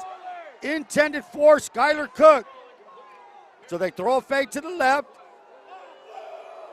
They're letting him play. They're letting him play. So this is one so of course, on the Central side, you want that PI. If you're on the Brawley sideline, you're saying great play on the defender. Yeah, well, the Central fans are letting these officials know what they think about that play right there. When it goes your way, you're happy as can be. When it doesn't blow, it's the end of the world. Well, we can add. Trips to the left, 35 seconds remaining. Second down and 10 for Rodriguez. Rodriguez has had plenty of time. The Wildcats rushing forward. Wide open. That's number 9. That's Artie Estrada. Estrada is going to find his way to the 6. Artie Estrada. Let me tell you, you got 4 guys that can catch the ball. And it doesn't matter. Rodriguez is going to find somebody that's open. So that's going to be rookie decides to call a timeout. For 25 seconds. With 25 seconds to go. This will be Central's last timeout. So the ball is placed at the 6-yard line, 7-yard line. No timeouts remaining. Hey, but 25 seconds is an eternity. Ojeda Industries, commercial and industrial equipment supplier, proud sponsor of Valley Sports Network, located in Brawley. Ojeda Industries is here to serve you for the best farming equipment provider. Havens Landscaping, located at 603 East Main Street in El Centro, specializing in gravel, rock, and stone. For all your landscaping material needs, give them a call at 760-352-6735. Well, 25 seconds to go, Ron. You know they practice this every day. The last couple of minutes of practice, you practice this all the time, man. Scenario football is what you call it, so what can we do here? Jace Ramirez, Eli Osuna, Brennan Havens, Huerta. That offensive line needs to block well tonight. 79, Anthony Ramirez. Trips to the right. They're giving Rodriguez plenty of time to throw the ball. Brawley looks like they're in goal line. They are in goal line. Rodriguez throws out of bounds. Second down and 10, 20 seconds. That play took 5 seconds. 5 seconds, making it second down. I'll tell you what, Ron, with this crowd in it the way it is right now, this place is going to erupt if Central scores a touchdown. Yes. Out of a six-man front, you have more men on the line, maybe more enough time to put some pressure on him. So here we go, goal line again, trips to the right.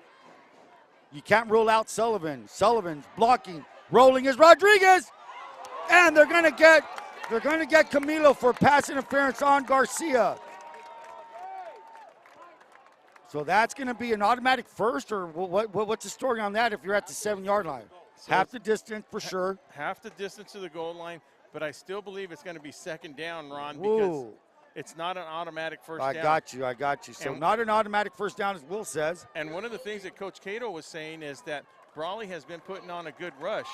Out of this six-man front. In that six-man front. Right. Yeah. They're pushing the pile. There you go. And when you push that pile, as Coach says, that's kind of a pass rush. That means you're putting obstacles in front of the quarterback. It's not a clear vision, and that's what you want to do, disrupt the timing and block his vision. No, it should be second down. I know they showed first down on the marker, but it should be second down. It's still second down on the box. I can see it over there. Yeah, it's now showing second down. Trip to the right, Rodriguez rolling. Rodriguez shoots! Rodriguez behind, intended for Marini. Nice play. Damian Abarca on the defending the pass. 14 seconds remaining. Third down and goal. Third and goal. No more timeouts, right? There are no more timeouts.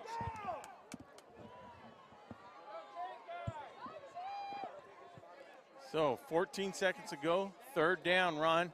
Now my question right now might be a little bit earlier depending on what happens.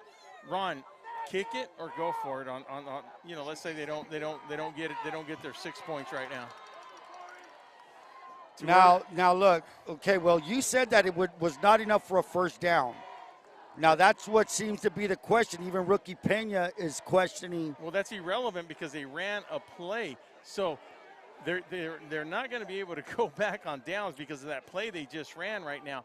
But Ron, it was first and goal, is that correct?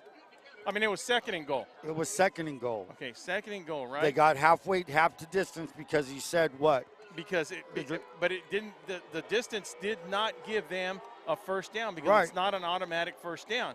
So it was second down. So they ran that play right now, and it was an incomplete pass. It's third down. Man, this is crazy. You have Self halfway on the sidelines, hands on hips, wondering what's going on. Pena questioning whether it's second or third down. That's why we have these experts up here. Will Torrez, Benny Carter, Alan Phillips. Give us a ring, man. Let us know what's happening. Now they changed it. It is now second down. Woo! 14 seconds. Now, the question is, they ran a play and then they changed it, Ron? So hey, I can't rewind my mind. I can't remember. Trips to the right. Do they have enough time to run the ball to Sullivan? No, they don't. A slant. Makai Washington intended for Artie Estrada. Third and goal. Now it's a mute point. Third down, Ronnie. 2 plays, 11 seconds. When that quarterback lets that ball go automatic, like quickly, you have to assume that guy's open because the decision is made to release the ball. Here comes another lineman in for the Wildcats. That looks like Adiaga Tony. Brody Enders goes out. 11.1 seconds remaining. So it is a risky move if you do want to run it and you don't make it, Ron, especially with no timeouts. 3rd down and goal. Another quick pass, and he's in! Touchdown, Jake Garcia. The freshman Danny comes Camilo through. on the coverage. And a touchdown by the talented freshman. I mean, that kid, runs good routes. I said it earlier. He's not the biggest. He doesn't, I've never seen him up close. But from up here, not the biggest, not the fastest, just gets open and he catches the ball. So 6.7 seconds remaining. Spartans teeing it up, trying to make it 14-7. Miles Rodriguez with the kick, and the kick is no good. So that could 13-7 with 6.7 seconds remaining in the first half.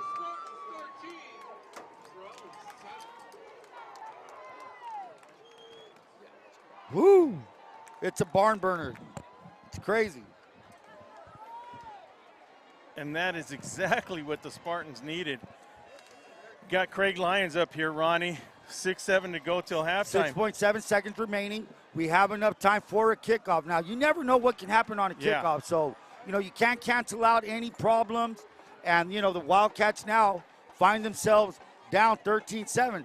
So when you close the book on this first half and you're the Wildcats, you're going to have to say, wow, those three turnovers really hurt. Well, Craig, here you have the Wildcats threatening and defense, the Central defense holding on tight to them.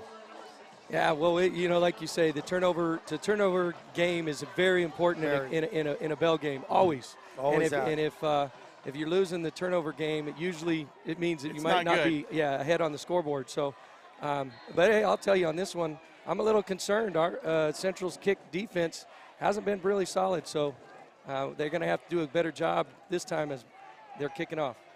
So here, Miles Rodriguez, number 25, just missed the extra point, tees it up, kicks it, squibs it. That's a dangerous bounce, and that's Chris Camilo. He's going to down it, so with 5 seconds remaining, will the Wildcats wind it up, Hail Mary it, or will they take a knee and just say, hey, let's kick off, let's see what's going on in the next quarter. And a very important point, Spartans get the ball next half. Spartans get the ball, Craig, and with the adjustments that you make at halftime is going to be key. Oh, yeah, that first drive in the second half means a lot. Sure and knowing does. that you get the ball back to start after scoring right here at the end of the first half is big. But you got to do something with that first drive. Well, see, that's the point of a football game. Like I've always said, the last 3 minutes of the second quarter, the first 3 minutes of the third quarter, very crucial. That 6 minute block is huge in high school football. So here we go, tight set. They will give to Young. They bounce him out to the right, nothing there. 56 on the play. Great play by the defense of the Spartans. And that's going to shut out the 78th annual first half, where we find the Central Spartans 13, Brawley Wildcats 7. Great play by Dominic Lerma. Shuts it out. We have 20 minutes to catch our breath. Enjoy your halftime. VSN will be right back with a word from our sponsors. I got to go.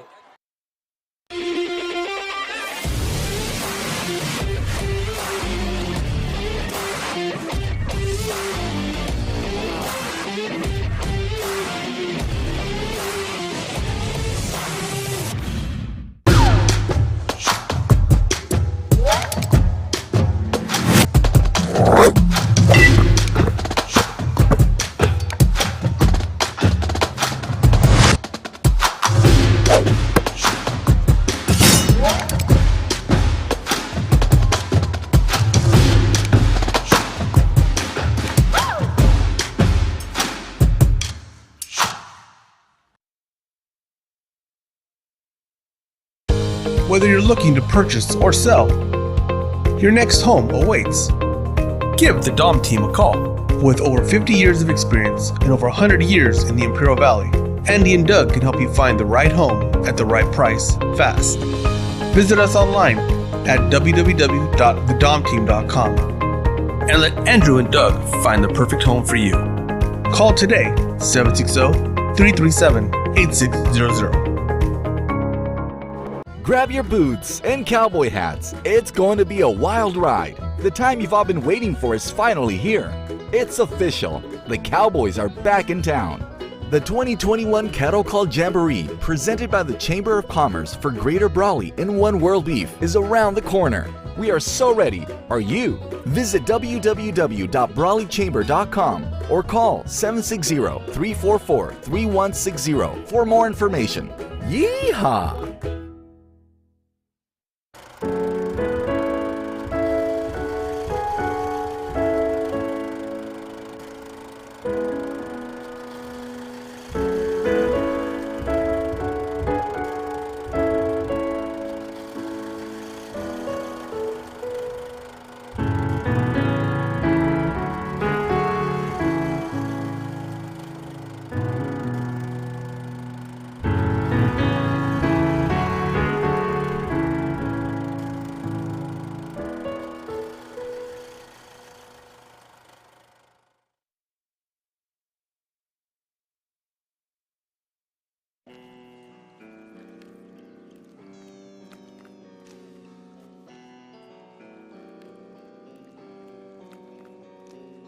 Silky Beat.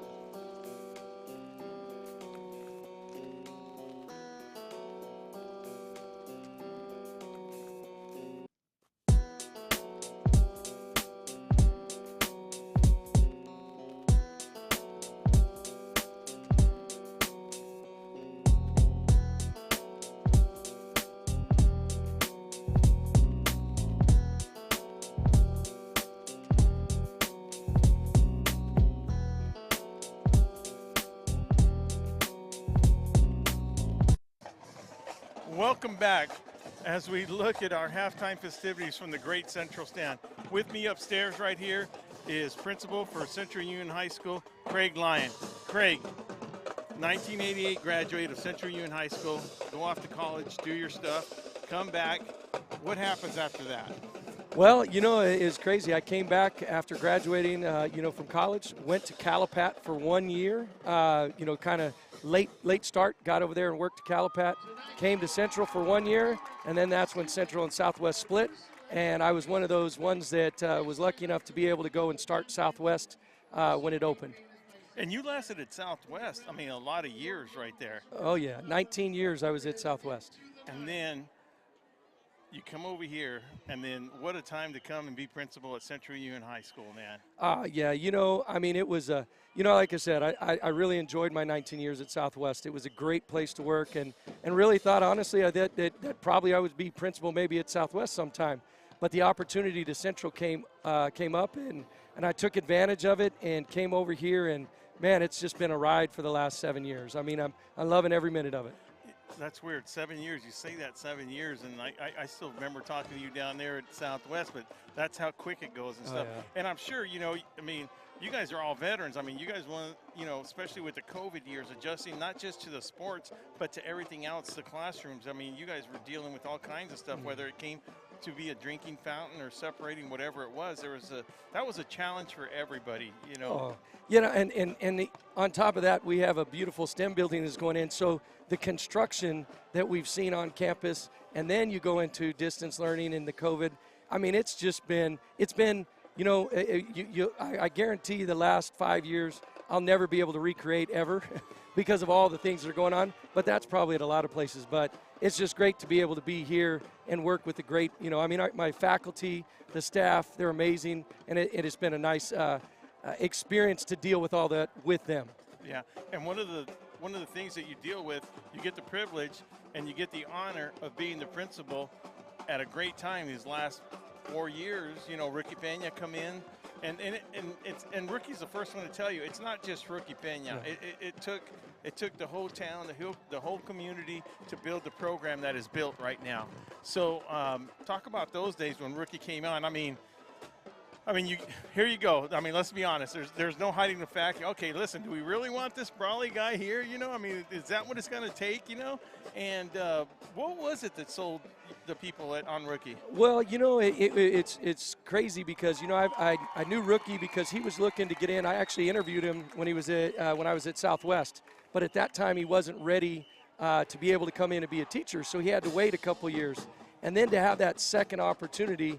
to be able to bring him in here at Central, it's just been great. And the thing is, the best part about Rookie is that he understands the Valley. He understands the magnitude of a Bella game.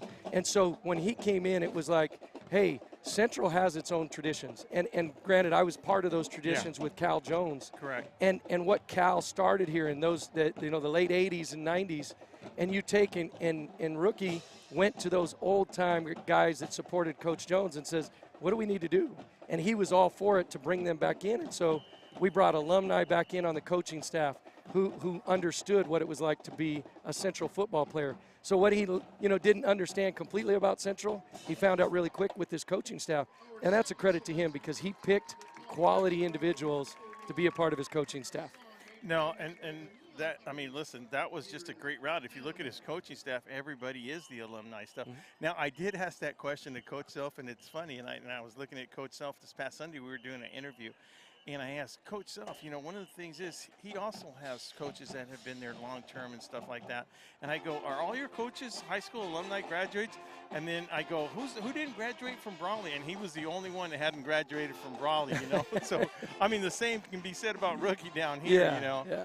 So it's kind of weird the way things work, but I mean, I can honestly say it's worked out in the favor of the Central Spartans because I remember that freshman squad. You were going to need somebody that was going to come in with, I mean, you listen, everybody as a new coach, you don't want the same thing. You want people with new philosophies and a new way of thinking, and not so much a new way, but a different way, and with the plan set in mind, And then he got his personnel with his alumni, so everything seems to be working out good.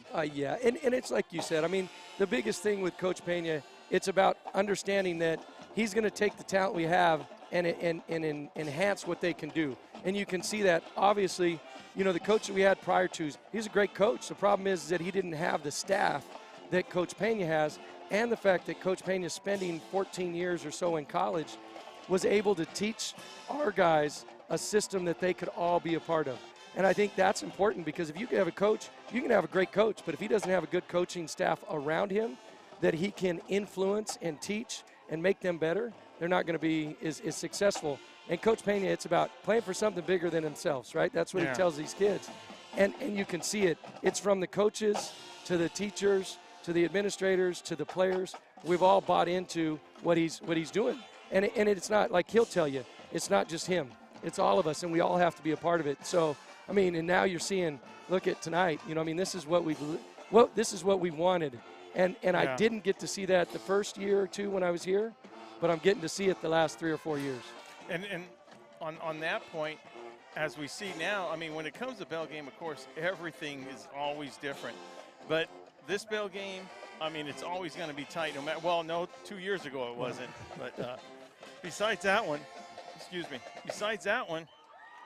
this is the exact kind of atmosphere that you want. Even last year during COVID year, I mean, there was a lot of questions raised. Wait a minute, we're only getting a certain amount of tickets or whatever it is because everybody wanted to be a proud of this traditional Bell game. I mean, it's just it is what it is. It's traditional. It's one of the longest rivalries in the United States, and everybody's always been a proud to be a part of it, whether it's the band, Craig, whether it's the alumni teachers or whatever it is. It's just a great tradition. I mean, talking to Ron this morning, I was talking to him early before we were setting up, and we still get excited over it, whether we be watching it or whatever it was. I've never missed one. If I didn't listen to it on the radio maybe 2-3 times, I was always at it.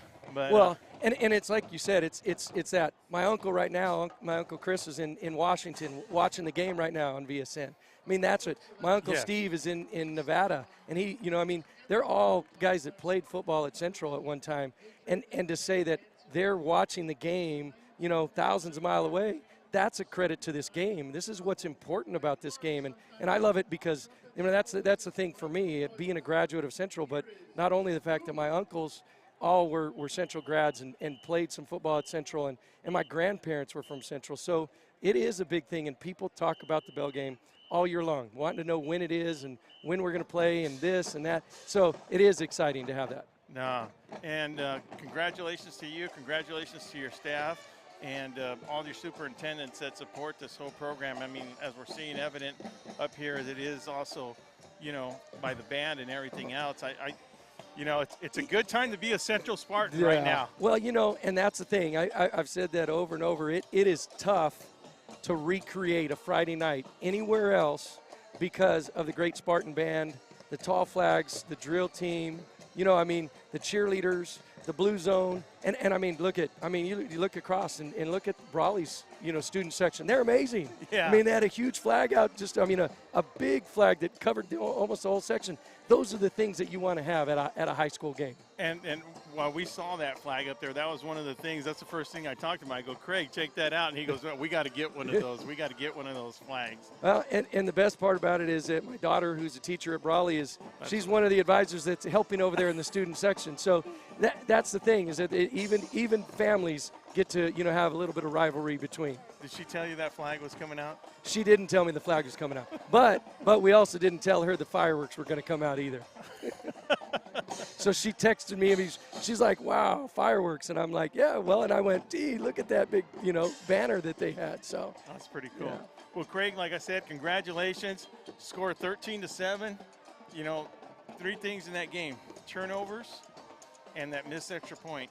I mean, well, and I was going to tell you, the biggest thing in that is that we needed to score at the end, because those 3 first turnovers, the first 2 we didn't take advantage of. We didn't score off a turnover. And so you take those, and this one, when we get the turnover, we needed to put some points on the board. So it was nice that we did. But I give Brawley a lot of credit. They're a good team, and I told everybody this year, I go, this game you want to be at, because it's going to be a great game, because Brawley's coming after it. Isaiah Young he's a great little running back. Karan's a kid, and that quarterback, I'm telling you, yeah. he's fast. Yeah. Yeah, he is. So, all right, Craig, man. Appreciate you coming up here as always. You've been a big VSN supporter. Really appreciate that. You know, with the hospitality, you always look getting catered up here. I mean, listen, I'm telling you, she right here. What's your name? Selena. She comes up here, and I just love it. She comes up here and just brings us plate, food, Gatorades, and this time you even brought it before the game. So, Selena, we appreciate you doing that. On behalf of the host, you make sure you let the chain guy and gang know that I said hello to him down there. I sure will. Thank you. Hey. For coming out and filming our game. Yep, Selena and our SAC club, they're awesome. Spartan Athletic Club, she does a great job. And like I said, she does catering on the side. She's awesome. All right, so from Craig Lyon, and Will she Torrez. teaches in Brawley. She's a teacher in Brawley, too. So look at that. Yeah. All right. So from Craig Lyon, Will Torrez, VSN, we'll be right back after this.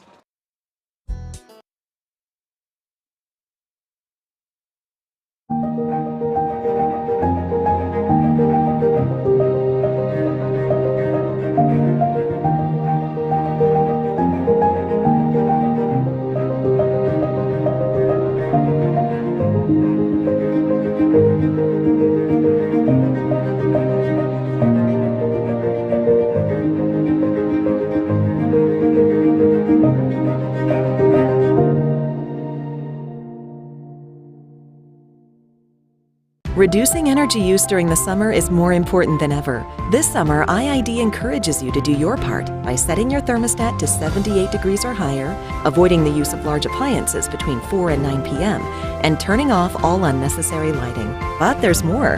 IID provides a number of summer energy-saving opportunities to help you make the most of your energy savings efforts.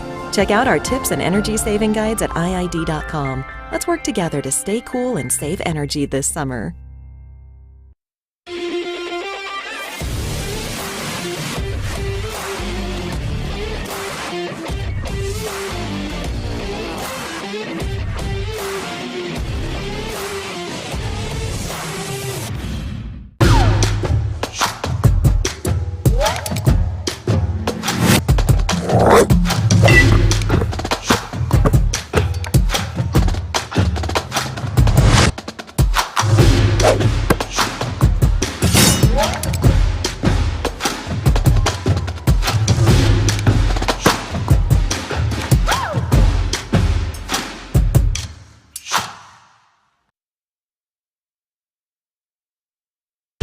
Whether you're looking to purchase or sell, your next home awaits. Give the Dom team a call With over 50 years of experience and over 100 years in the Imperial Valley, Andy and Doug can help you find the right home at the right price fast. Visit us online at www.thedomteam.com and let Andrew and Doug find the perfect home for you. Call today 760-337-8600. Grab your boots and cowboy hats. It's going to be a wild ride. The time you've all been waiting for is finally here. It's official. The Cowboys are back in town. The 2021 Cattle Call Jamboree, presented by the Chamber of Commerce for Greater Brawley and One World Beef, is around the corner. We are so ready. Are you? Visit www.brawleychamber.com or call 760-344-3160 for more information. Yeehaw!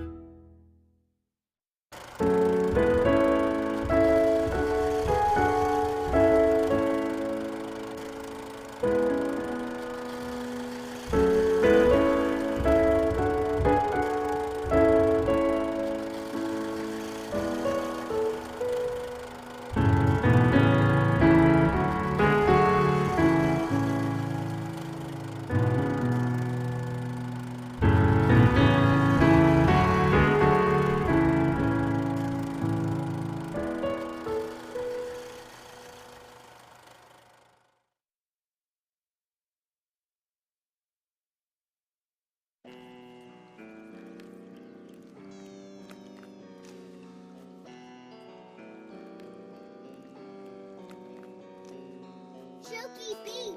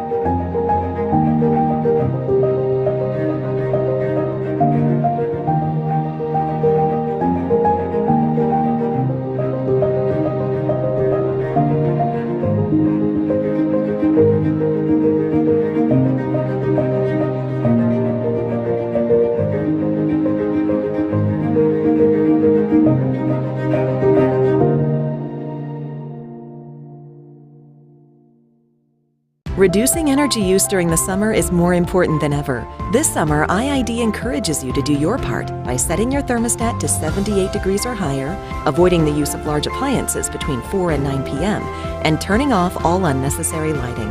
But there's more. IID provides a number of summer energy-saving opportunities to help you make the most of your energy savings efforts. Check out our tips and energy saving guides at IID.com. Let's work together to stay cool and save energy this summer.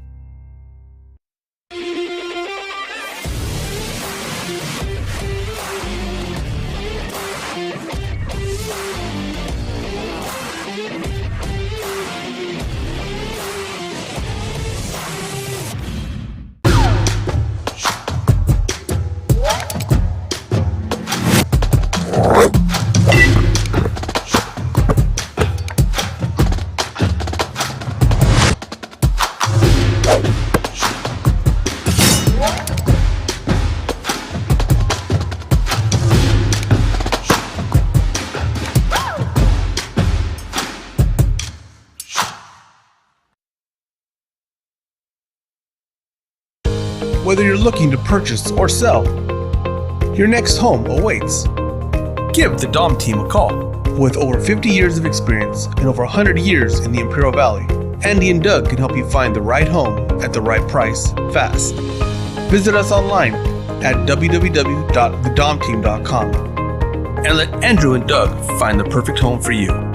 Call today 760-337-8600. Welcome all, everybody, and running out of breath up here. The excitement up here is just been incredible. I mean, this is exactly what you expect out of a bell game right here. So, as you can see, the score 13-7. Central Spartans missing that extra point there, Ron. And Brawley with a couple of missed opportunities on those turnovers. What do you think about that whole first half, Coach? Everything, all the build-up played out in the first half just the way the build-up built it up to be. Both teams came out running out pretty good, good offensive play on both sides. And as we said, the formula for a big ball game, any ball game in particular, but especially big games like the Bell game, minimize your mistakes. Wildcats had 3 turnovers, and the Spartans, I believe, had 1 fumble. I'm not too sure. But the turnovers will haunt you. And right now, that's the case for the Wildcats. They're only down by 6 points. You have a whole second half to play. And, the big game, big players need to make big plays, eliminate the mistakes, the penalties, and play hard. Yeah, those are key. One of the other keys, Ron, is Isaiah Young. How is he? Is he full to go? It looked like it might have just been a cramp, right? That might have been a cramp. That might have been a cramp on that last, he came back in the ball game. No harm, no foul. He looked pretty good. Now, here's the other thing. Central Spartans get the ball in the second half, Ron. They're going to get the ball, and it's going to be a big defensive stand for. And I don't want to sound like a broken record, but the theory that's there for football. What's important is how do you play these first 3 minutes of the third quarter? The last 3 minutes, you're going to have to tip the hat to the Spartans for closing out that second quarter with the score to have them in the lead 13-7. True that, Ronnie. It's going to be interesting. We still got another 24 minutes. 24 minutes to play. 24 minutes left in the 78th annual Bell game. And I personally, if anything, and when people ask me, I did not even have a clue. Here we go, Ron. That little pooch kick that Brawley likes to kick all the time. That's Jake Garcia at the 30. Garcia finds some room to the 35. 44-yard line. Brought down by Chris Camilo and 24, Gilbert Corrales. So a good run by, that's Sergio Garcia. Sergio Garcia with a good run. He made an outstanding catch to set up the first touchdown for the Spartans. So with a good field position to start the second half, here we go. Ball's at the 45-yard line, middle of the field. Couple of things going on for the Spartans. Their passing game is still there. Running game, not so much Charlie Sullivan yet. Will it be a half with Charlie Sullivan involved? We'll see. Doubles to both sides. Motion by Marini. Marini goes across the formation. It's not a yo-yo. They give us to Sullivan. Sullivan off the left side. Gets a couple of yards brought down by Platt and Alan Carrillo. Second down and 8. Well, one of the things is to see, I believe that 74, is that, no, that's, you know what, it is Allen. Allen and Young are both back in the game, Ronnie. And, both of them being a senior, that's what you want to see, Ron. Well, right now they're probably resting Young on the defensive side. We see Camilo here at a cornerback. That's number 6. Number 5 on top. To the left of Rodriguez is Makai Washington. So here come the Wildcats. Here come the Spartans. Second down and 8. Doubles on both sides, middle of the field. Rodriguez steps up. Rodriguez looks. Rodriguez going to throw. Throws a dart, incomplete. Intended for Sullivan. Coverage by Corrales. So with 11:09 remaining, we now have a third down for the Spartan. Ball is at, let's say, the 47-yard line. Ron, did you happen to notice Chris Camilo just shadowing the quarterback on that out to the flat to keep him from running out there instead of following that receiver? Well, you know what? Maybe. I wasn't keeping an eye on Camilo, but his drop, where he drops for pass coverage, perfect setup. He can keep his eyes on the receiver and maybe on the quarterback. I mean, just a great play. I mean, to keep that quarterback in the containment. So here we go. It's third down and 7. Big third down for the Spartans and the Wildcats. Rodriguez again, rolls to his right. Rodriguez throws. Rodriguez has it off the hands of Marini, a little bit too high.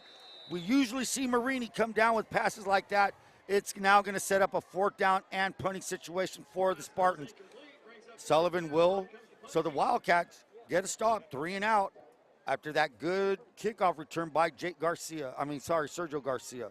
And Jalen Fong, our sideline reporter, has a message from Rookie Pena as they were coming out back in the field. What he has to do, Rookie Pena said, is clean up the little mistakes, and it's important for him to stop the run. Rookie Pena emphasized stop the run. So we'll keep an eye on that. Will the defense of the Spartans stop the run? Here comes Sullivan with the best punt of the night, and that's a fair catch by Camilo at the 25. So I'm not sure what's going to happen there. We have a flag on the field. And if it's on the Wildcats, that could be another mistake that needs to be avoided. 10:58 remaining. The Wildcats will take possession. That was a quick possession for the Spartans. Yeah, 3 downs and ready to go. Punt the ball away. But it is true that was the best Punt for Sullivan tonight. Good time. And it comes at a good time. Exactly right. The discussion on the field. What could it be? Well, I'm very curious on that. I mean, I'm not even going to speculate on that one, Ron, because I'm just not. No comment on that. Ron, 10:58 to go. Spartans get 3 downs running. I mean, it's one of those things you might wave off. I mean, I really don't know. I mean, when it's this long, sometimes that's what happens. J.J. Jackson, but no. Personal foul? I didn't catch that. I was reading a really important text by Pedro Carranza. And that's going to be a 15-yarder, Will? Yeah, it was a personal foul. Well, I'd like to do a shout out to Pedro Carranza. Sure do it. Listening back all the way back in Alabama. And I know he's watching because of Tanner Carranza. Not just that, because he's just a good old Brawley guy. So Pedro, make sure everybody's safe over there, man. We got your son covered in the Brawley Wildcats as good as the Central Spartans do down here. Thank you, Pedro, for always having our back. And thank you for support. Thanks for tuning in. Thanks for everybody tuning in. That's true. It's not just Pedro. Please go on to VSN. Let us know. Please make sure to like and follow. We like to know where everybody's listening from. I mean, I'm sure back in Alabama, I had another 3 hours of that, and it's going to be about 11:30. Oh, grit. And Pedro Carranza being a Central alumni, is that correct? Yeah, he's a. So there's still a lot of discussion going on the field out there. I don't know what's going on. Just a beautiful crowd out here, though, Ron. That's one of the things I really enjoyed about this. Like the old days. Now, if you look towards the west, those fans are even crowded. Everybody is standing against the fence. Just a beautiful atmosphere for. And if there was no construction going on in the back end over here, there'd be people all around. Here we go. Wildcats at their own 5. The give is no. It's a fake. He pulls. That's Gutierrez. Gutierrez cuts back to the 30. He'll find his way to the 31. So Gutierrez finds his way forward. So that's a first down for the Wildcats as they come out of the hole that they put themselves in with that personal foul on the punt. They're now at the 31-yard line with 10:45 remaining in the second quarter. Now the seconds are going to start counting, man. Every second counts. Every inch counts. Every possession counts. You have to play your best ball. Why? Time is running out in the season. This is for the marbles, man. This is for every marble in the house. The IVL championship on the table. Who's going to take it? Let's see. Under center will be Gutierrez. Single back is Isaiah Young. 1st and 10, as we said, at the 31. The give to Young. Young up the middle. Young spins his way forward. Young is going to gain maybe 6 yards on the play. 2nd down and 4 all the way up to the 37-yard line. And, Ron, I see no effects of that leg being an issue. Right now it's not, so Wildcats are keeping their fingers crossed on that. And that's the other thing. Central Spartans, rookie and the crew, they want to beat the Wildcats at 100%, just like on Coach Self on the other side. They don't want to see anybody go down. They want to beat you at 100%. So here we have trips to the right. Ball's on the left hash. Wide side to the right for Gutierrez. The single back is Isaiah Young. Isaiah Young switches over to the right behind Gutierrez. Snap. Fake. He pulls. Gutierrez going to cut back. Now that's something that they're trying. You may have been right. Yeah. Martin on the play. Number 56. That is Dominic Lerma. So now they're swarming and now they're tackling everything. If you don't have the ball, regardless, tackle them. Yeah, and the thing about that, Ron, I mean, you can run that play, and he's very effective, but it's no secret.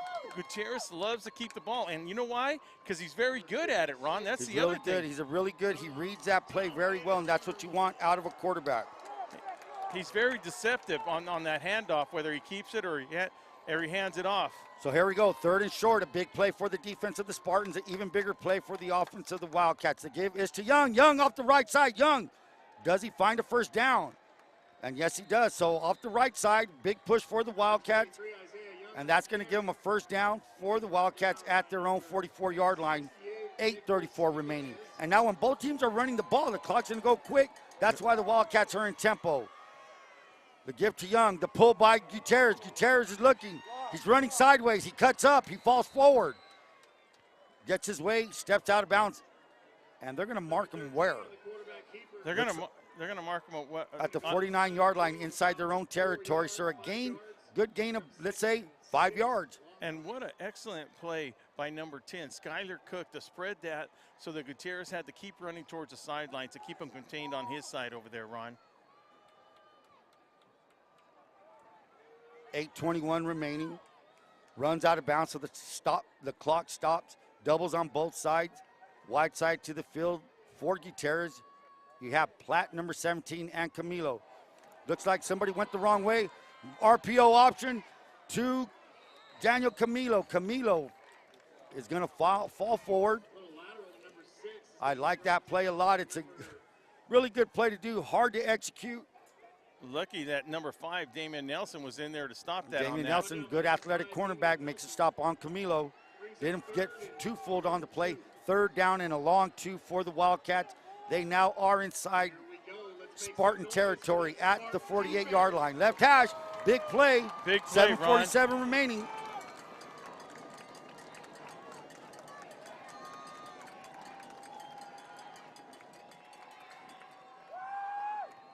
Gutierrez taking his time. Gutierrez chatting with Isaiah Young in the backfield.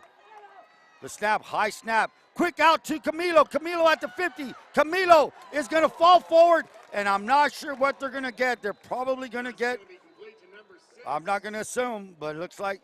But there's a penalty. There's a marker on the field. There's a penalty on the field. And obviously it was prior to the snap. Really? Yeah. I thought during the play. Well, the thing that happened, Ron, the thing is, are they going to give him a first down? That's going to be, yeah, he's going to, if they're going to give him the first down, of course they're going to. So blocked in the back for the Wildcats. It was during the play, Ron, yeah. So it's going to be a 10-yard play. The flag came out during the play, it seemed like, after Camilo caught the pass and was trying to get forward for a first down. So again, another penalty haunts the Wildcats. There's 2 big ones so far in this half. Yeah, 3rd down, and then they replay both big yardage penalties. You were looking at 3rd and 3, Ron, on that one? So now the Wildcats, they were in Spartan territory. They are now at their 39-yard line with a 3rd down and, let's say, 15. Not too many plays in the playbook for a 3rd and 15 for Brandon Young and the Wildcats. Let's see if they have one. Trips to the left.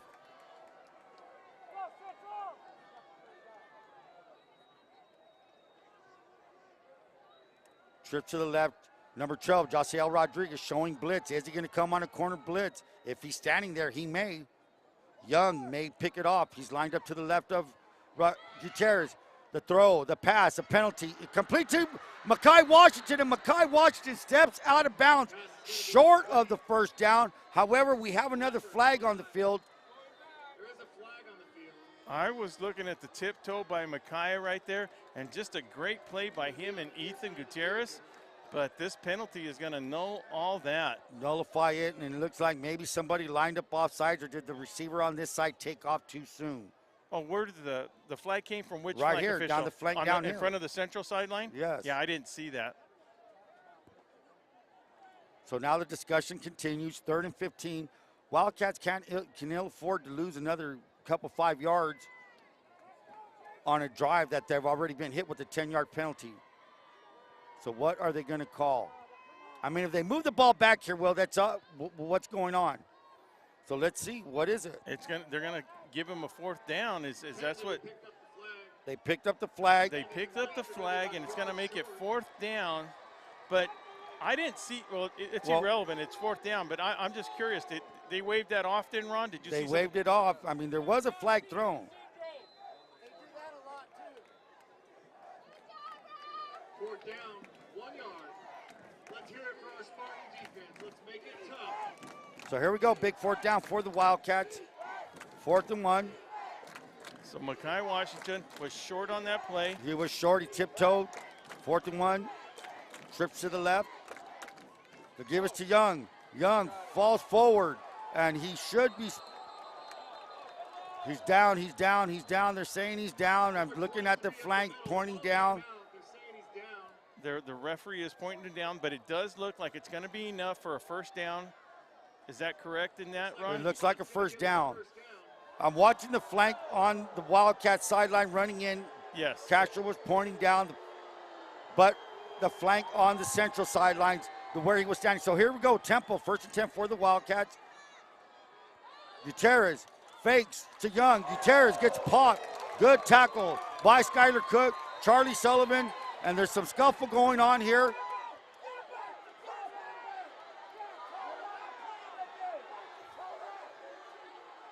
Hey, that was just a good hit by Sullivan right there, you know. So number 3, Jake Garcia gets thrown out of the game.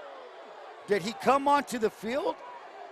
So a player came onto the field. Jake Garcia was not on defense, and are they throwing him out? I saw J.J. Jackson with the heave-ho signal. Tensions are going up, man. The discussion is going on. This is going to be a very, Ron, we were talking about this last night at the Axe game. This is one of the last things. I mean, I'm only assuming that by what you're saying, he got kicked out. If you saw him and he kicks out, you know how important it is to get kicked out in the last game of the season. His helmet's off. He's being spoken to by Josh Wise. He may have left the field, Will. So what's the rules on that if a player comes off the bench into the field and you're not on the field? I mean, you're ejected. It's ejection. We learned that He's last taking night. his shoulder pads off. Yeah, and that's something that happened to the Hopeville kid. The Hopeville kid last night, and it's ejection. And he came off the field. And the Hopeville kid only went on the field to help his other teammates. Did he touch a Brawley player? The Hopeville came off the field and his helmet got ripped off. So did we see him? So the discussion is going on. The explanation has been told. Maybe they're not going to eject him. They're talking to Sergio Garcia, right. So there is a penalty going to be marked off against. What did they mark off 15 yards or not?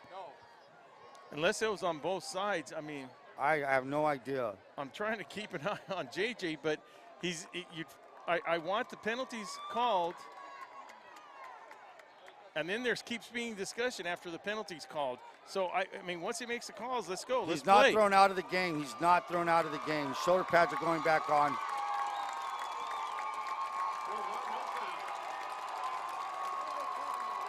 But, Ron, we learned last night that if you do come off the bench onto the field.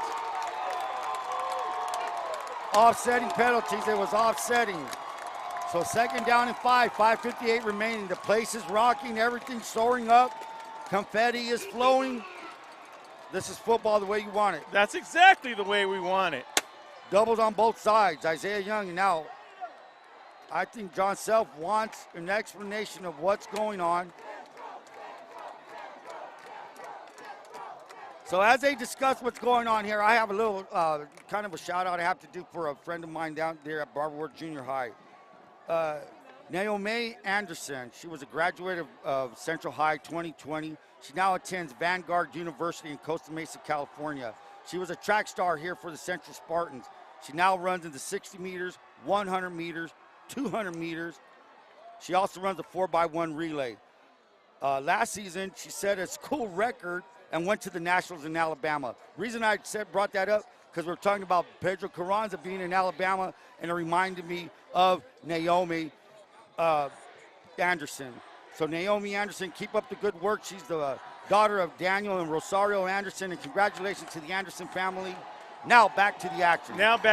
Look, we got two salesmen. We got Coach Self coming out there talking to Jackson, and then something changed. Then he comes back here and he explains it to Rookie, and then Rookie explains it, and now he is I saw the thumb go up. What does that mean? I'm not really sure. I'm getting word it was just personal foul on both sides, but let's see. Unsportsmanlike conduct against El Centro. And that player has been ejected, Ron. I don't know what's going on. Maybe somebody could get an explanation for it because it's. There's only. But I don't understand if there's offsetting penalties. Do 2 kids get kicked off? Now they're assessing 15 yards. On top. Wait, now they're saying both of them. I'm not going to speculate. Yeah, let's not speculate. Yeah, I don't want to speculate. 15 yards down the field. Because look, none of them, no 15 yards have been assessed against Brawley. So there's nobody being kicked out on the Brawley side. So, but what I'm curious though, Ron, is that when they were getting ready to start play, there was no penalties assessed. And then Coach Self came out on the field and something happened that changed that whole conversation. You know what I'm trying to say? So here we go. 1st and 10 for the Wildcats. They're at the 25-yard line. 5:58 remaining in the 3rd quarter. Trips to the right. Unbalanced right to give us to Young. Young off the right side. Nothing doing. Gobbled up by a host of Spartans. That's Liziola, 32. That is number 58, I believe. Liziola gobbled him up. Number 56 was on the tackle. That's Dominic Lerma.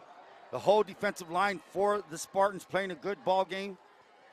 68, Nicholas Jimenez is a big block of a young man out there. I'll tell you that right now.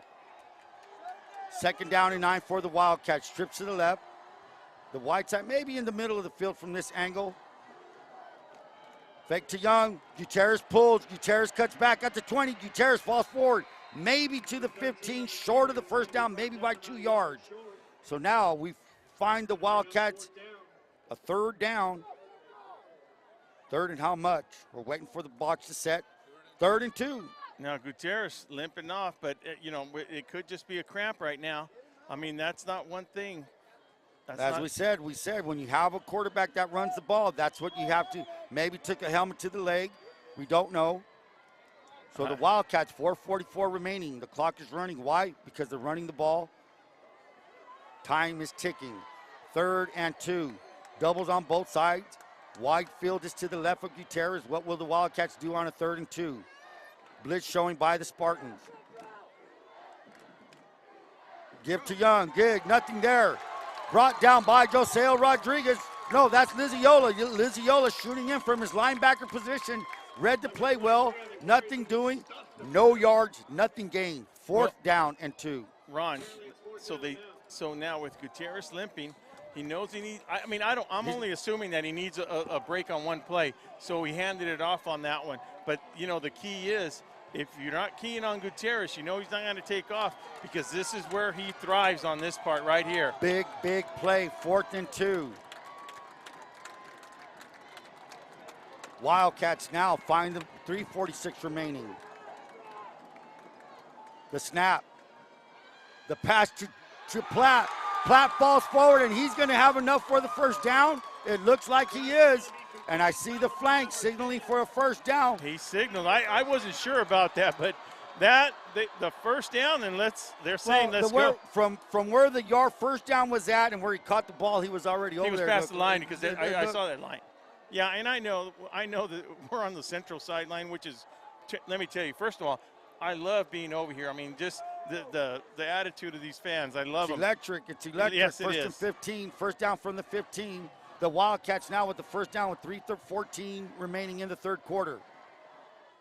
Fake to Young. Gutierrez pounces to the right, left, cuts back, knocked down by Damian Nelson, but not until he gets to the 5-yard line.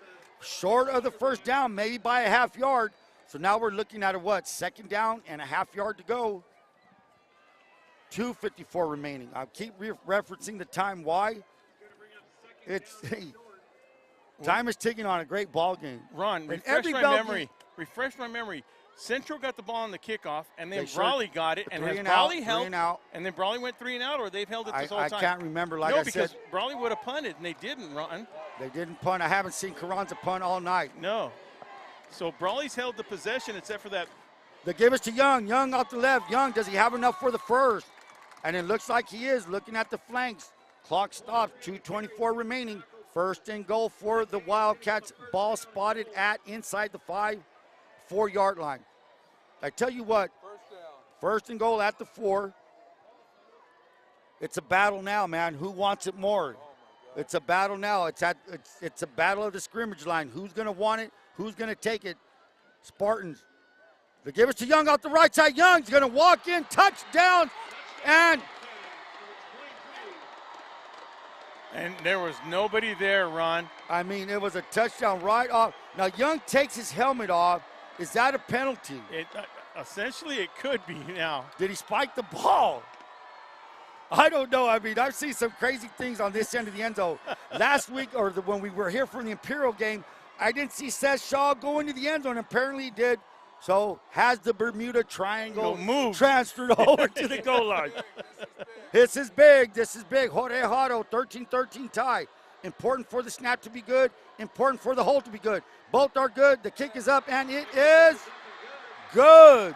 We are going to leave it here, Ron, and let you feel the energy coming from across the field from the Brawley fans right now, because the penalties, Ron, not going to lie, the penalties have been big for both sides.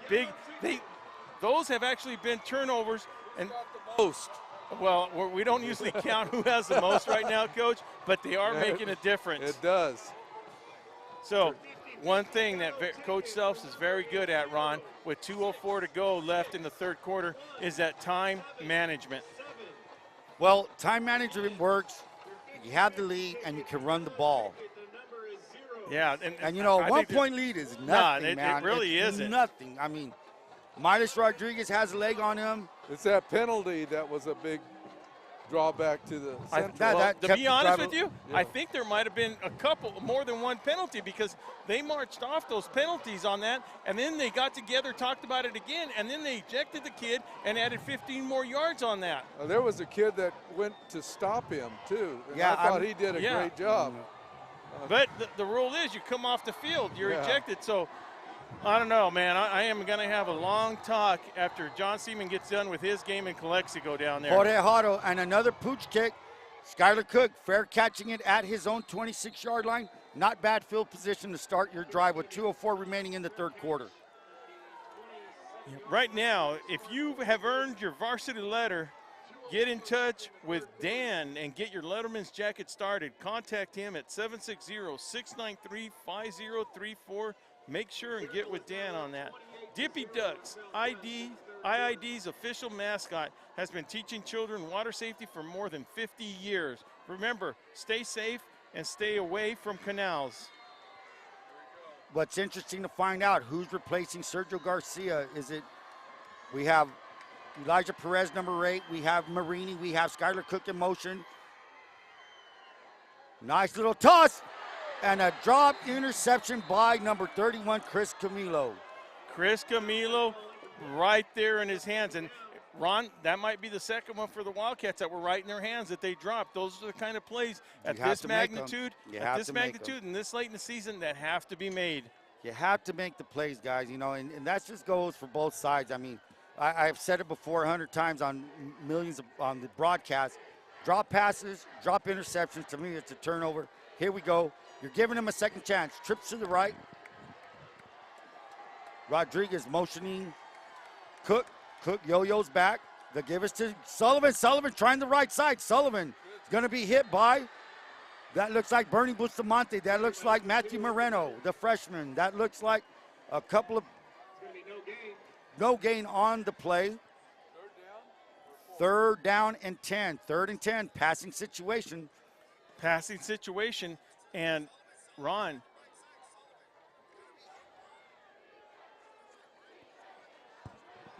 Here we go. So the Spartans now with 1:28 remaining. Spreading the field, as Coach Cato says. Doubles on both sides, middle of the field. Why not? Rodriguez looking. Rodriguez with plenty of time. Shoots it to Cook. Cook brought down. Good defensive play by Chris Camilo and he to the 30-yard line. Made up for that dropped interception that could have been, Ron. So a fourth down on a good defensive play by inside linebacker, sophomore Chris Camilo, 31 with the big play. So that's the motto of football. Right, Jay? Whoa. If you didn't make a play, had the opportunity, make it up. That's what he did. 4th down for the Spartans. We'll have Charlie Sullivan standing at his 18-yard line. You have 2 Wildcats deep to receive. One's at the 50. That's Gilbert Corrales. The other, Daniel Camilo, standing at his own 41. The snap is good. The kick, it's up, and it is a really good kick for Sullivan. Excellent kick. High in the air. Fair catch by Camilo. Camilo fields it. Great field position at the 37-yard line. So with 27 seconds remaining, about to end this 3rd quarter of the 78th annual Bell game, Brawley 14, Central 13. And it has lived up. As soon as we finish with these 27 seconds, it has lived up to everything that has happened all week. As advertised. Yes, this has lived up. We would like to thank Nava Commercial Capital Real Estate Company. Whether you're buying your first home or your dream home, make sure to give George or Rosanna a call at 760-623-1050. That's Nava Commercial Capital Real Estate Company. So 1st and 10 for the Spartan. Ball is at the 37-yard line. Right hash, that means Gutierrez has the wide side to his left with double receivers. That's Camilo, that's Torrez. On top is Washington. The give to Young. Young tries the left side. Young maybe falls forward and gets a good gain. After nothing was there, able to get 4 yards out of that hard run.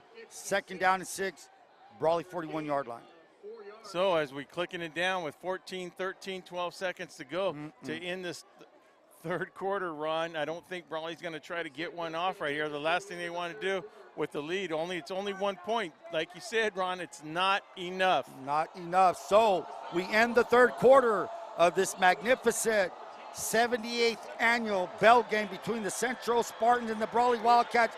Brawley 14, Central 13. VSN will be right back. Grab your boots and cowboy hats. It's going to be a wild ride. The time you've all been waiting for is finally here. It's official. The Cowboys are back in town. The 2021 Cattle Call Jamboree, presented by the Chamber of Commerce for Greater Brawley and One World Beef, is around the corner. We are so ready. Are you? Visit www.brawleychamber.com or call 760-344-3160 for more information. Yeehaw!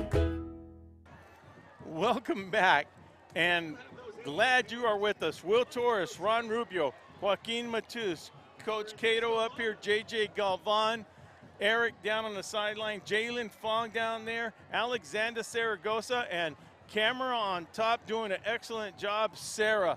Guys, congratulations. Love this VSN crew. Glad you can all be a part of it. We're looking now at the 4th quarter, 12 minutes to go in regulation. This is why the house is packed, Ron. This is it. This is why we wake up in the morning and Ron, first thing he does is shed a tear because he knows it's Bell game day. It's been an amazing week. Bell week is, the game just isn't the big thing. It's the whole week for the players, the coaches, the fans, especially the coaches and players. It's a magnificent, great experience. So here we go. Let's start it off. Wildcats at their own 41-yard line. Gutierrez looking. He throws a little spot to Platt. Platt finds it. Platt is going to fall forward. He is going to get a gain of 8 yards, 2nd down and 2. Wildcat ball at their own 45. Like to say hello to the people in Bakersfield listening to VSN out there. Hello and thank you very much. Don't forget to like and follow. That way we can look up where everybody's watching this game at. Make sure you log on to our website at Bakersfield. Bakersfield. We got people in Las Vegas, St. George, Utah. Everybody's watching. Make sure, Alabama, valleysportsnet.com. Make sure to follow and like so we know where everybody's listening from. Once again, thank you from everybody, and what a game you guys are witnessing.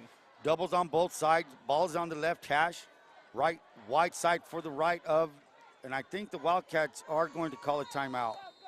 So maybe that was a personnel issue, but with 11:07 remaining in the 3rd quarter, the Wildcats will burn their first timeout of the half. That will be their first timeout for both teams. That's correct, Ron. Hart Insurance, Liz, I know Liz Gonzalez is up here watching the game. Want to say hello to her. And for all your insurance needs, as I am a proud member for over 35 years. She's been serving in Imperial Valley for 70 years.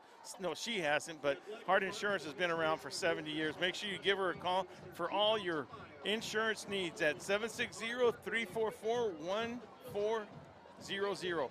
Fred Miramontes reminds you to start your neighborhood watch crime prevention unit. You can give him a call at 442-265-2000. That's Fred Miramontes, and also our undersheriff for Imperial County, and also a candidate for our sheriff coming up, Ron. So congratulations to Fred Miramontes. Fred. Yeah. And hi to the Miramontes family, Art Miramontes. Yeah, and Art all Miramontes. the I think Tony. he's in Texas. I think Art's in Texas. Is that correct, Ron? I'm not too sure where Art is, but wherever he is, I hope he's being safe and being good. So here we go. Let's crank it up. 11:07 remaining. 3rd down and 2. Big 3rd down for the Spartans and the Wildcats. The give to Young. A spot pass, and it's going to be overthrown. So the Spartans did not bite on the give to Young, did not bite on Ethan Gutierrez, and he throws a 4th down. It's 4th down now, right? It's a 4th down the box. Well, on the box. Ron, I can guarantee you the Central fans are They'll agreeing let with you you know. up here. They'll let you know. So 4th down. Are you going to go for it here? 4th and short, middle. They're not towards the middle, but Ron, this is a tough call, Ron. Tough call. Looks like Brawley's going for it. We're going to need to make some noise for that defense. 4th and go for the Spartans. Maybe they're trying to draw them off. Let's not assume. Let's see what they have in their pockets. But look at the formation. They're moving around. Are they in correct formation? 4th and 2. They're going to go for it. The give to Young. Young out the left side. Young finds his way, bulls his way forward.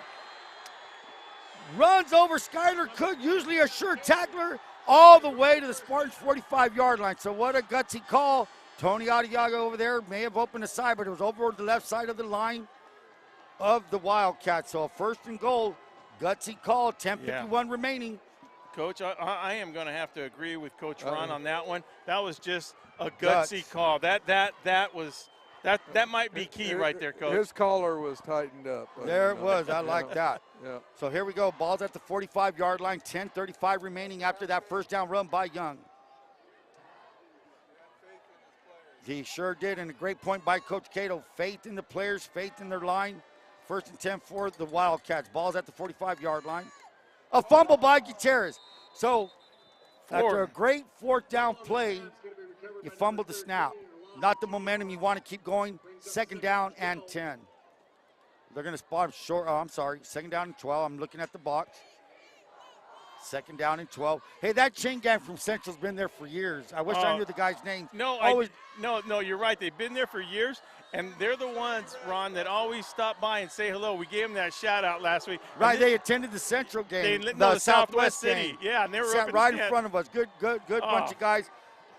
You're right. Next time I will get their games. I think that might be Danny Wong. I'm not sure. Well, he's part of them.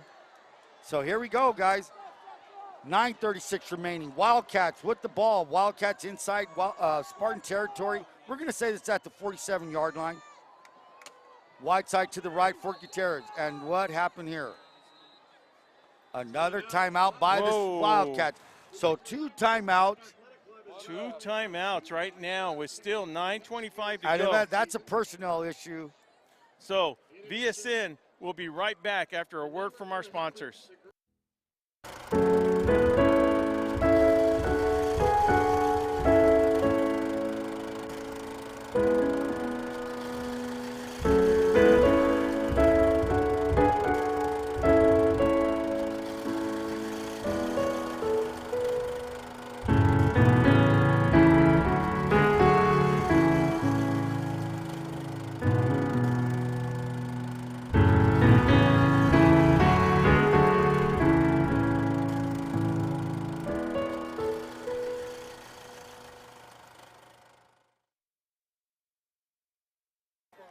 Welcome back, everyone. Whether it be Bakersfield, whether it be Alabama, it doesn't matter. Make sure you let us know. Make sure you like and follow. We're trying to get our analytics from everybody that's watching. So Ron, here we go. Let's get ready to go with 9:25 to go in the 4th quarter. 2nd and 12 for the Wildcats. Ball's at the 47. Motion by Corrales to give us to Young.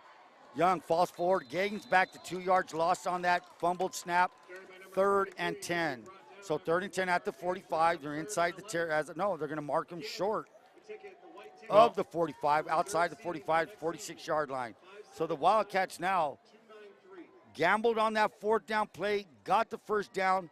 On the next play, they fumbled the snap. That's why they find themselves on a 3rd and 11 with 8:58 remaining. Trips to the right.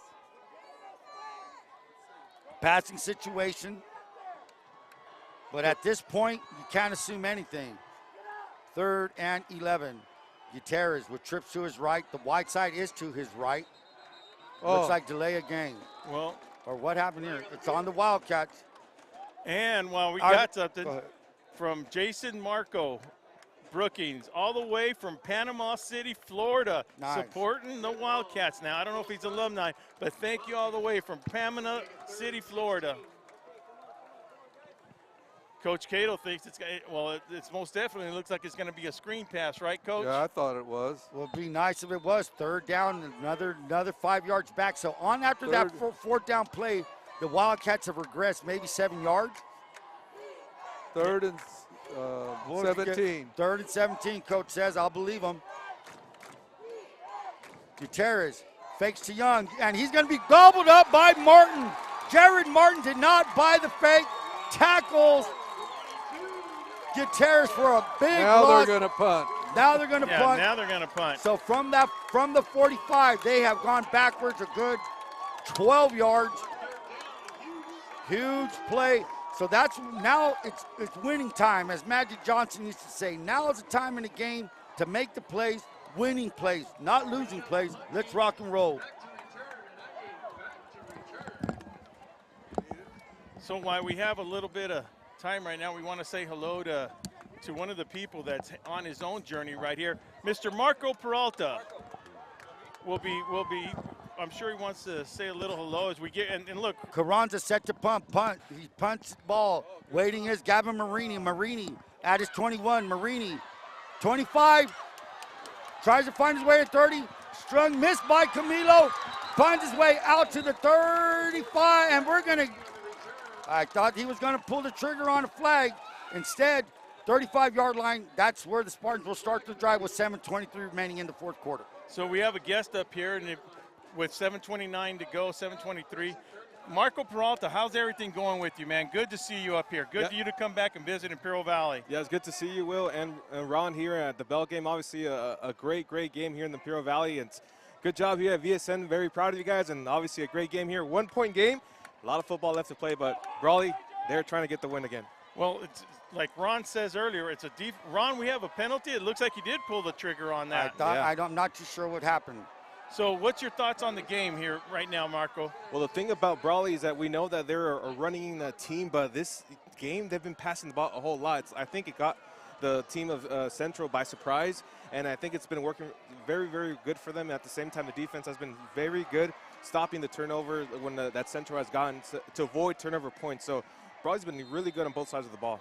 So back to you, Ron. I got a question for Marco after this play. Trips to the right of Rodriguez. Rodriguez semi-roll. Rodriguez itching to throw. Rodriguez being chased. Dumps it off to Sullivan. Sullivan brought down at the 20. Good defensive play by defensive tackle Bernie Bustamante. So the big guy rushes, able to get peel off, and Sullivan was really just a hot man. That's what your red man, your hot man, dumped it off. Gain of 1, 2nd and 9. Avoid that side. So Marcos, quickly, what have you been doing down there in Arizona? How's everything going with you? Well, I just graduated from ASU, the Walter Cronkite School of Journalism. I'm currently doing Phoenix Suns broadcast, play-by-play, color commentary in Spanish. So tomorrow I actually have the call between the Suns and the Cavaliers. So it's a great thing to do in my career so far. Congratulations on that. Congratulations, Marco. Thank you. So Marini with motion. Rodriguez looking to his right. He throws it out to 9. That's Artie Estrada. And that is Gilbert Corrales coming up from his cornerback spot. Good defensive play all the way back to the 15. Now, they're going to spot it to where his forward motion. Yes, wherever the forward motion was. 6:16 and ticking, 3rd and 10. And Ron, if we can go back to that penalty, I believe it was a blind side hit. Really? I'm only assuming because I saw Jesse's jacket, and that was a signal with the 2 fists in front of his chest, wow, Ron. I did not see that. I did not see it. Yeah. So penalties are coming back. The penalties, the turnovers do have a factor in this game. So before we get back to Marco Peralta, we have 5:50 remaining. We have trips to the right. Big third down and 10. Big play of this game. We're getting inside 5 minutes. Rodriguez, look, he pump fakes. He's looking, he's rushed. He's almost, Brody Enders brings him down. Brody Enders brings him down, and Brody Enders is down himself. And that's not a good look there, but it's a sack. So the clock will stop with 5:30 remaining in the fourth quarter. It will stop, and that's one thing you don't want to see on either side. So, Marco, I didn't get a chance, but congratulations on that. Dang. You know, to be up there, you graduate, you start right away in the radio and the basketball. Was that a sport of your choice, or is it something that you saw on Avenue and decided to take it? So it's, as we know in the sports broadcasting industry, it's who you know, basically. And someone presented me the opportunity to be part of the Suns broadcast in Spanish. And to me, like, my dream is to be either a soccer or a baseball play-by-play announcer or a host or anything like that. But always getting the reps is good. No matter what sport it is, just get behind the microphone, get practicing. Doesn't matter if it's football. When I was here in the Imperial Valley, I was doing the football games. I did one football game with you guys. Yes, true. So the practice is always what makes it perfect, basically. Just the many reps you get, the better you get. So any opportunity that you're able to get, go for it. And like this past summer, I was able to do a in-game host at the Gold Cup in Phoenix, Arizona between Mexico. I saw that. So that was a unique experience. I was hired to be the PA announcer for that game, but then they told me, hey, you want to do the in-game hosting of the, I was like, of course, why not? So any opportunity, if anyone's out there that wants to get into this business, take any opportunity you can, because that's going to make you better. So here we go with the big punt for the Spartans. Sullivan standing at his own goal line. Camilo standing at his 40. Is he going to field it? They're telling everybody to get away. Takes a Spartan bounce. So what a great punt by Sullivan, standing at his own goal line, gets it out to the 45. So the Wildcats with good field position, 5:11 remaining in the fourth quarter. So before we let Marco, before we let him go, we'd like to say goodbye and wish him the best of luck with you, Marco. Marco, good luck, man. Yeah, thank you so much. And VSN, you've done a great job. Really proud about you guys, and keep up the good work. And you have a big supporter in myself in this, everything you guys do for the Imperial Valley. Great job, you guys. VSN's a big supporter of Marco Peralta, man. Thank you, appreciate it. Thank you for coming up here. Thank you, appreciate it. So here we go now, 5 minutes, inside 5 minutes. This is money time, man. 5:11, no room for error. Every play counts now. Every second counts. Every inch counts. 5:11, Ron. And that's what these bell games are for. So here we go. Doubles on both sides. The wide side is to the left. Young is the lone back. The give to Young. Young tries the right side. Young falls forward to the 35-yard line. So is that enough for a first down? They're marking that it's a first down. 5:06. Once the chains are set, the clock will tick. So 1 point lead for the Wildcats. 1 point lead in Central Territory. Lots of time. Ball on the 35, 4:51 to go, clock moving, and they will use every single bit of those seconds, Ron, right now. It's like I said, every inch, every second counts right now. 4:42 and counting. The Wildcats, do you take your time running a play? That's what I'm wondering. Do you look for the 5 seconds? He's better hurry up. The give to Young. Young bounces it. Young to the 10, to the 5. He's in. He goes in. Now, touchdown Wildcats with 4:20 remaining. 2 Brawley Wildcats limping off the field. And one of them is Brian Porras. That's the center. And the other one is Young, I believe, isn't it? Yeah, the other one was Young. Young might be having a cramp. He might be having a cramp, and he got a cramp right after he passed that 5-yard line right there. So, Ron, it's not so much a key, but this extra point right here, Ron, it's going to make Centro have to go for 2 if they score a touchdown on that. But still, 4:20 to go, guys. 4:20 to go. There's still a lot of time left on there. Here. So you're up by 7. Do you dare go for 2 to make it a 9-point game? Ron, man. And then, or just get the field goal and then bang. Let them worry about it, Ron. And let them make. Yeah, there you go. Yeah, Ron, I would agree with the second part on that. But listen, this bell game has lived up to every bit that this whole week started out with. Congratulations to Joaquin Matus, Jalen Fong, and Eric Swain for coming up with those 2 videos. One for the Central Spartans, Rookie Pena, the other side for Brawley Union High School, and Coach Self. I thought that was well done. And what people don't know about that, that started on a Friday night after our game, or it was actually Thursday night. You know, we were off on Friday, but we went to go see the Imperial Calexico game. It was just a thought. We thought about it and decided to do it. So great job for those three people, Joaquin Matus, Eric Swain, and Jalen Fong, which is right now our sideline reporter. So here it goes, a very important snap, hold, and kick. The deep snapper is Makai Washington. That's number 5. The holder is Ethan Gutierrez, number 13. The kicker, Jorge Haro.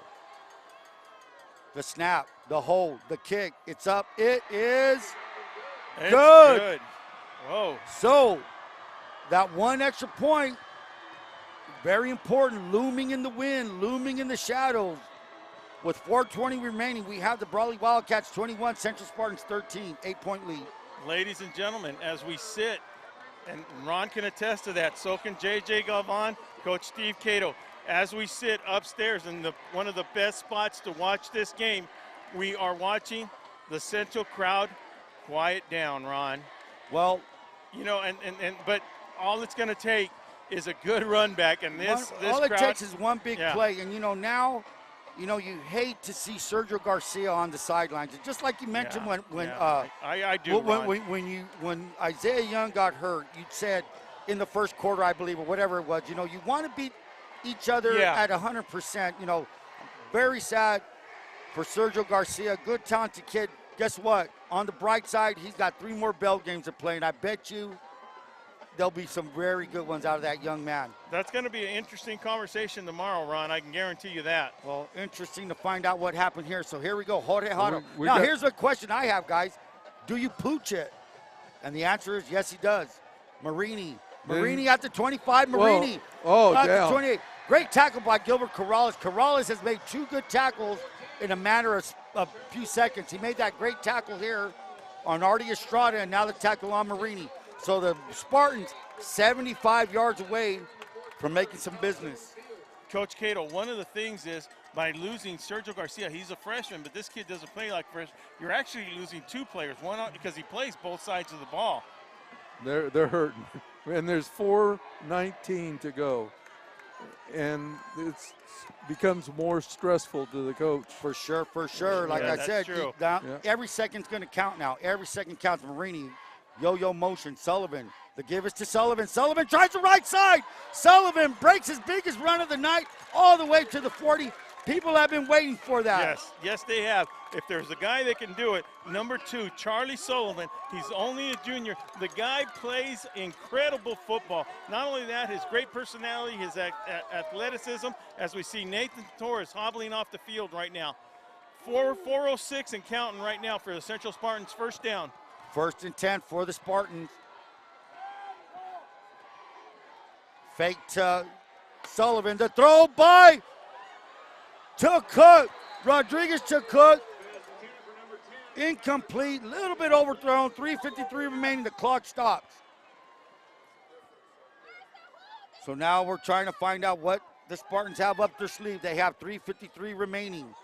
They have 3:53 remaining in the game, 21-13. They're down by 8. Very important, 2nd down and 10. We have the Wildcats. We have the Spartans. As we said, everything is starting to wind down. 3:53 remaining.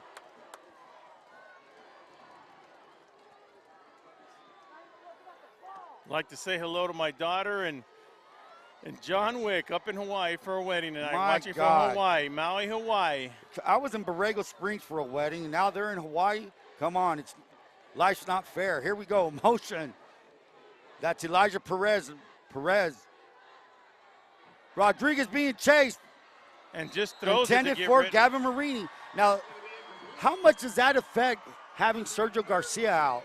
Very good point. We were just talking about it with Coach Cato, how it stresses out a coach there, Coach. You can't just grab bag. You got to plan on throwing it to somebody that's going to get open. So with the 3rd down and 10, we have a 3rd down and 10 for the Spartans and the Wildcats. You got to change the play because there's plays that were made for Sergio Garcia in general, you know. J.J. Galvan taking his glasses out to make him look younger in a picture. Didn't work. 3:48 remaining. We have Rodriguez looking to his trips. Rodriguez is going to throw. He's shooting for and almost picked off by Damian Abarca. Pass intended for Artie Estrada. Now we're looking at a 4th and 10. So, Ron, 3:42 to go. You know, you got to look at the Wildcats, Ron. They've had 3 turnovers. You know, they had 1 fumble. They recovered that back. And yet, they're leading 21-13, and we're looking at a 4th down right now. So the Wildcats, with those mistakes, still, I'm not going to say in control of the ball game, but they do have a little bit of the advantage. Well, they found themselves with 3 turnovers in the first half, so Rookie Peña's going to call a timeout with 3:42 remaining. So that's going to leave. Hey, he has 3 timeouts. You can't take it with you the next season, so that's going to leave him with 2. 3:42 remaining. So, Coach, what's your thoughts on this right now? You're looking at a 4th down. Well, I'm not calling any plays. I agree with you. I agree with you. But I'm sure he's got something up his sleeve. You practice and you practice all year long to get a flea flicker or move your tight end out and nobody covers him and he goes 28 yards for a touchdown and then a 0 route flat curl and you get a 2-point conversion. Yeah. To win a game. But, Coach, Ron, yes. Centro is full of playmakers. You got Sullivan, you got Marie, you got number 10, Cook. There's a lot of ways they can go. So it's not like they're out of options just because Sergio Garcia's out. No, they're not. They're not out of options. You know, it's next man up. Yes, sir. So 3:42 remaining. We have a 4th and 10. Spartans have, 2 timeouts left. So if they don't convert, Wildcats will have the ball. Short field, exactly right. Trips to the left. Rodriguez kind of hurried the last 2 passes. And here we go. Big 4th down for the Spartans. Rodriguez looking. He's still looking. He throws. He's going to overshoot. He's going to overshoot Estrada. So that's going to be an incomplete pass with 3:35 remaining. Wildcats will take over at the 39-yard line. Ron? Well, and you know, I think it's a little bit too early for celebration. It is. This is way too early. So Brawley's they've recovered 1 of their 4 turnovers. It is too early. The defenses have been the key to this game. The keys have, and you know, we got a hobbling Ethan Gutierrez. We don't know what's actually wrong with him. We know that Young has been cramping up. The center Torrez limped off the other time. Anything can happen, Ron. Well, I'm trying to see if Torrez came back at center. I'm trying to see if he's in there. I'm trying to see if he's on the sideline. So 3:35 remaining. Wildcats inside Spartan territory. Have to be very careful with the ball. And let's see, Torrez is back in. Torrez is number 52. And you know what, man? Kudos to these kids. Both sidelines have played great football tonight. And this is what a bell game's all about. It had every ingredient of a good bell game to give us to Young. Young off the left side. Young bounces to the 20, 10, 5. Touchdown, Brawley Wildcats. 3:28 remaining. And the score now finds the Wildcats 27, Central Spartans 13. So 3:28 remaining. 3:28 remaining with 2 scores to go. I think that. So 3:28 remaining. We have the Spartans now find themselves down by 2 scores.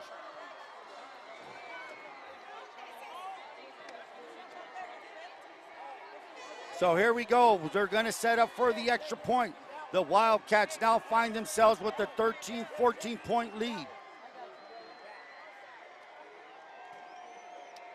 I don't know what's going on in front of you there, Ron. What's going on? It's a Brawley Bell game, Brawley Central Bell game, and the kick is up by Hotto, and the kick is going to make it now. The Brawley Wildcats 28, the Central Spartans 13. So Isaiah Young came in through the week, hurt, questionable about the game. There's no question that he was ready to go. He scored 2 touchdowns in the 4th quarter to put the Wildcats up by 15. So now, with 3:28 remaining, as long as there's time on the clock, you have a chance to win the game. Hey, listen.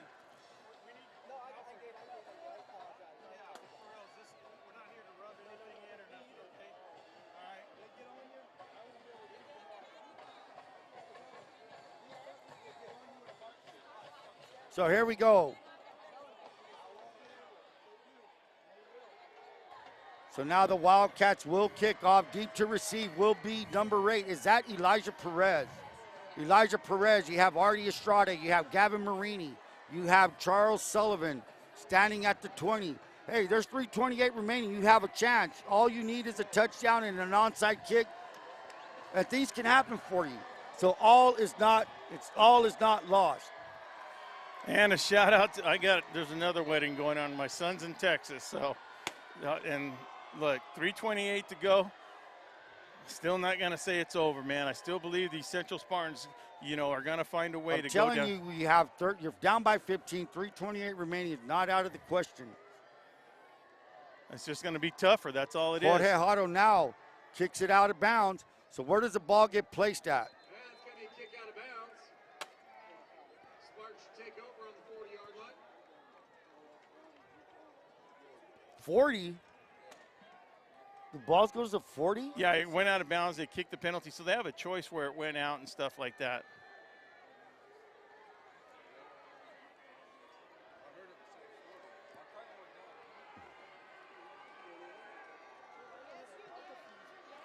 So here we go, 3:28 remaining.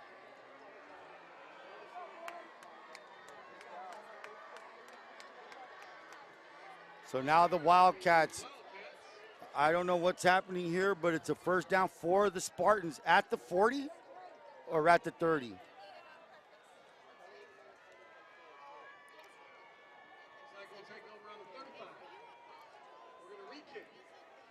So re-kick? I don't get that. Yeah, they get a choice. They move them back to re-kick it, Ron, or they take it out of bounds, or they take it out of bounds, or they move it on, so they do get a couple of choices. So now you back up 5 yards. You hope for a better return. You hope that, I doubt the Wildcats will pooch. No, I don't think they're going to pooch on this one. But so 3:28 remaining in no time. No time goes off the clock, right? Even after you kick it. Well, it went out of bounds, so right, the clock starts when they touch it. That's right. That's right. What kind of food trucks were here tonight? I'm looking looking at the Leroy's West End. I see Leroy's. I see shaved ice. I see some kettle corn. So now the Wildcats, with 3:28 remaining, Jorge Hotto set to kick. As I said, I've already mentioned who's back there. It is a short kick. It is Marini. Marini at the 30. Marini cuts back. Green bought down by Gilbert Corrales. So Corrales up to the 32-yard line. So if you're going to pooch kick, Ron, that's what you want to happen. Now, listen, it's still a long field. They still, what are we going to put there, Ron? We're going to put about 68 yards to go with 3:26 to go. They're at the 32-yard line. That's where they find. The Spartans will take over at the 32. Sullivan in the backfield, trips to the left. And Brawley playing very deep on that.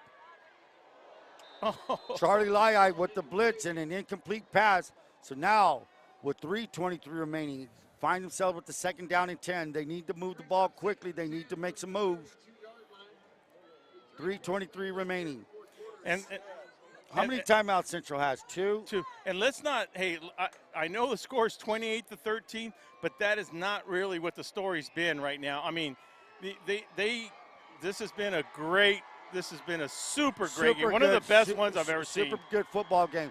Rodriguez with the high snap. Rodriguez throws to Cook. Cook is going to get the first down. Cook, can he get out of bounds? Cook all the way to the 47-yard line of the Wildcats. Clock will stop. I was just about to say, if you don't have Garcia, you still have Cook. And I hope somebody's over here grabbing their hand. That's Charlie Sullivan grabbing his left hand. Looks to be okay. So now they were going to rely on the arm of Rodriguez. That's Damian Rodriguez, number 7. Damian Rodriguez, is he a junior? I got it written right here. Rodriguez looking. Rodriguez rolling to his left. Rodriguez looks. He overshoots. Overshoots. Number 9, Artie Estrada. That's a few times that Rodriguez has overthrown. Yeah, no, actually, he's been spot on as a junior. Yes, Ron. He has been very good. And like we said, Rodriguez has been playing as the way the Central Spartans have started.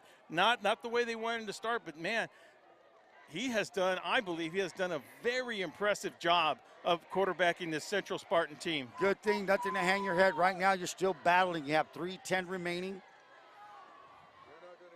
They are not going to give up, according to Coach Cato, and that's the truth. You have time on the clock, you still have a chance.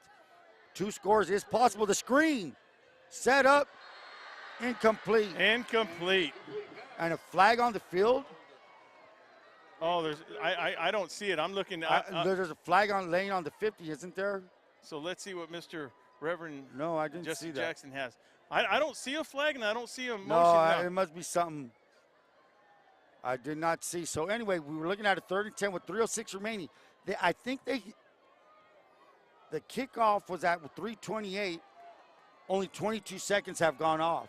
Well, so that's quick plays. Yeah. What I'm getting, my point I'm trying to make, you can make quick plays.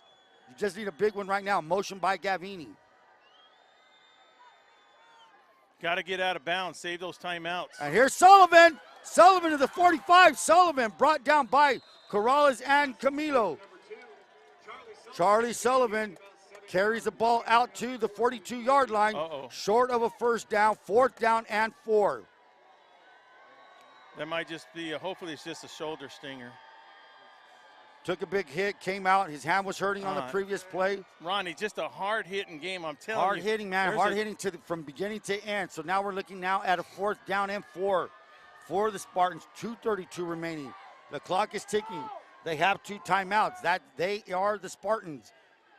Rodriguez looks, blitz. That's already Estrada with the move. Estrada, 30, 25, falls forward. 2:17 remaining. Crazier things have happened. Great, you're exactly right. I mean, these kids are playing their hearts out right now. They are playing their hearts out. It's just great to see this kind of rivalry with all these kids leaving it on the field, Ron. That's what you have to do. Hey, you're going to fight to the finish, man. Nobody's throwing up the white flag. Nobody here has the balls at the 26-yard line. Nobody's leaving. Well, some people have left, but now they wish they were coming back. 1:56 remaining. Sullivan is out. Fake to number 4. That's Nelson. The shot, 2. Good play by Corrales. Great effort by Skylar Cook. Incomplete. 2nd down and 10. So Skylar Cook has to be a tired young man. He's been going both ways, balling at 100 miles an hour on both sides of the field. Takes a hit, gets up, keeps coming back to the huddle. It's just one of those things, Ron. You know, one of the key things is Sullivan back in there? Sullivan is not back in there. Sullivan had a hand injury, and now Sullivan wants to go back in. Yeah, he sure does. I can see him walking towards the coach to get him back in there. So Sullivan now with the 2nd down and 10. Motion by Marini. Marini stops. Rodriguez rolls. He's looking, he throws. There's Estrada. And it's going to be. I can't see. Is it incomplete? Incomplete pass. Good coverage by Sarah. Mackay Washington. So Mackay Washington with a good defensive play on that side. It looked like the ball hung up a little bit too long to make Washington, gave him time to cover. Well, one of the things, Ron, we've always noticed about Central Spartans, they have those athletes at those wide jump receivers. Ball, man. It's a 50-50 ball. So here we go, 3rd. Is it 3rd or is it 4th? The marker shows 3rd down. The marker does show 3rd down. So the box shows 3rd. We're going to say it's 3rd. Ball's at the 26. Because the clock is. Trip to the left. Now you have to be a little bit, man. You're running routes. Check out Skylar. Skylar's just going to sit there. Rodriguez, look, he goes back to Estrada, and it's going to be knocked down by number 12, Aiden Torres. So Aiden Torres playing center field, knocks the ball down, intended for Estrada. 4th and 10. 1:34 remaining. 2 timeouts left for the Spartans. So Estrada has a little banged up shoulder. 4th down, you have to get a first down. Yeah, this is, we've said this before, and Sullivan is back in the game. So if you're going to depend on him, Sullivan's going to be one of those guys. But Ron, this one could be it with 1:34 to go. Look, you're playing down to the last minute. You're still alive. That's all you can ask for. Here we go. Rodriguez looks. Rodriguez throws. He's looking for Estrada. Did he make the play? No, he did not. Ball loose. And there's a flag on the field. What happened there? Now, if he hit him with the helmet, oh, wow. We're not going to speculate, but Estrada is on the ground. Was the hit after the play? So I got the building in my way right here, Ron. I could not see right there, but you have the official that called the penalty going over there and talking to Mr. Jackson. So regardless, I mean. Well, where's Bentley? Bentley's the umpire. He's the back judge. Back judge. So Bentley had the best view in the house. So I just hope to see that this player gets up and everything's okay. Artie Estrada was a little bit banged up on the previous play. Maybe had a shoulder injury. Came back down for the play. So that might have, strained the shoulder a bit. But it was, I think, after the pass. Oh, okay. You're saying it might have been a dead ball foul? Yeah, it wasn't during the play. It was after the pass. So it's 4th down. And whatever it is, They're giving a big walkout. That's going to be a first down, man. 15-yard play. 15-yard penalty. Let's see what the signal is. J.J. Jackson pointing for a first down. Is he going to give you the signal? With 1:29 remaining in the fourth quarter, I didn't see the signal. Well, yeah, he might have gave it. We just didn't see it. But obviously, it was a 15-yarder penalty and gives them a first down. So live. 1:29 they're still to go. Breathing. Central Spartans are breathing. Marini with motion. He stops. Rodriguez, look, he's being blitzed by Carranza. Throws it in the corner. So incomplete pass. 2nd and 10. No, Central has to score fast. And then, believe it or not, I mean, it's pretty obvious. They're going to have to try that onside kick to get the ball back. Fumble, pick it up, and run it all Yeah, that's all you have to do. I mean, you just have to hope for, like I said, you have time. You have 2 timeouts. You have to score. The possibility, it's still possible. So, the Spartans now at the 15-yard line, motion by Marini. Sullivan swings out. Rodriguez looks for Sullivan. Sullivan in the end zone. Touchdown, Spartans. So now with 1:20 remaining, what do they do? 28-19, just 28-19, 1:20 remaining. The fireworks are going on. Hey.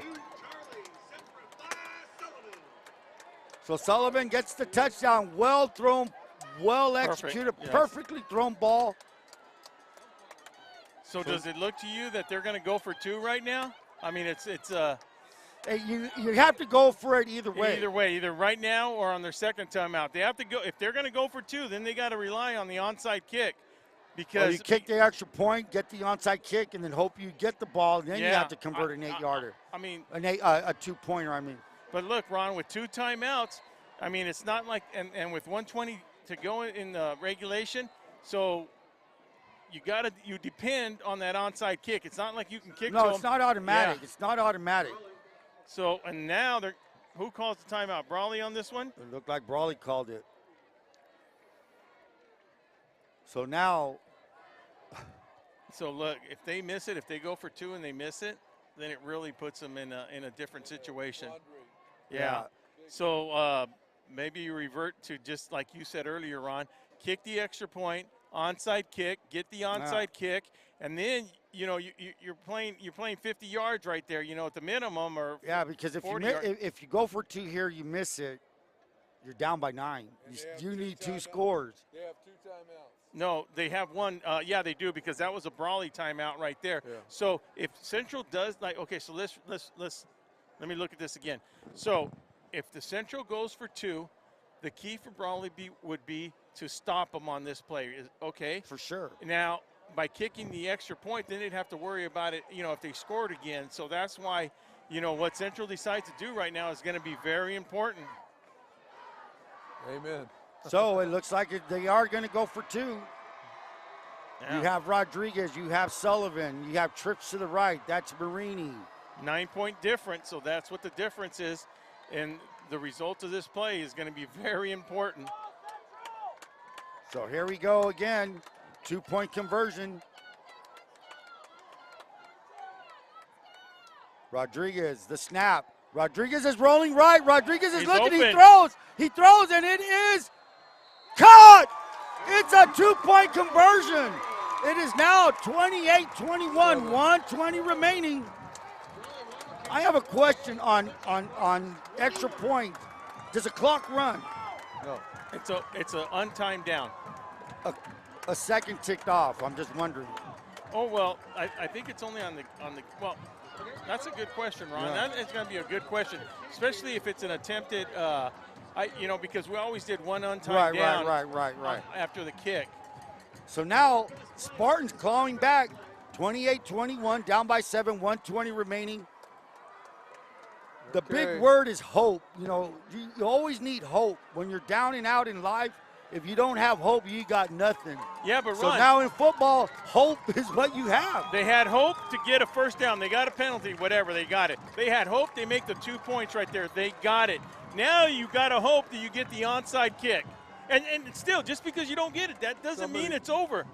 Somebody's got to get deep just in case, but they need their good hands team.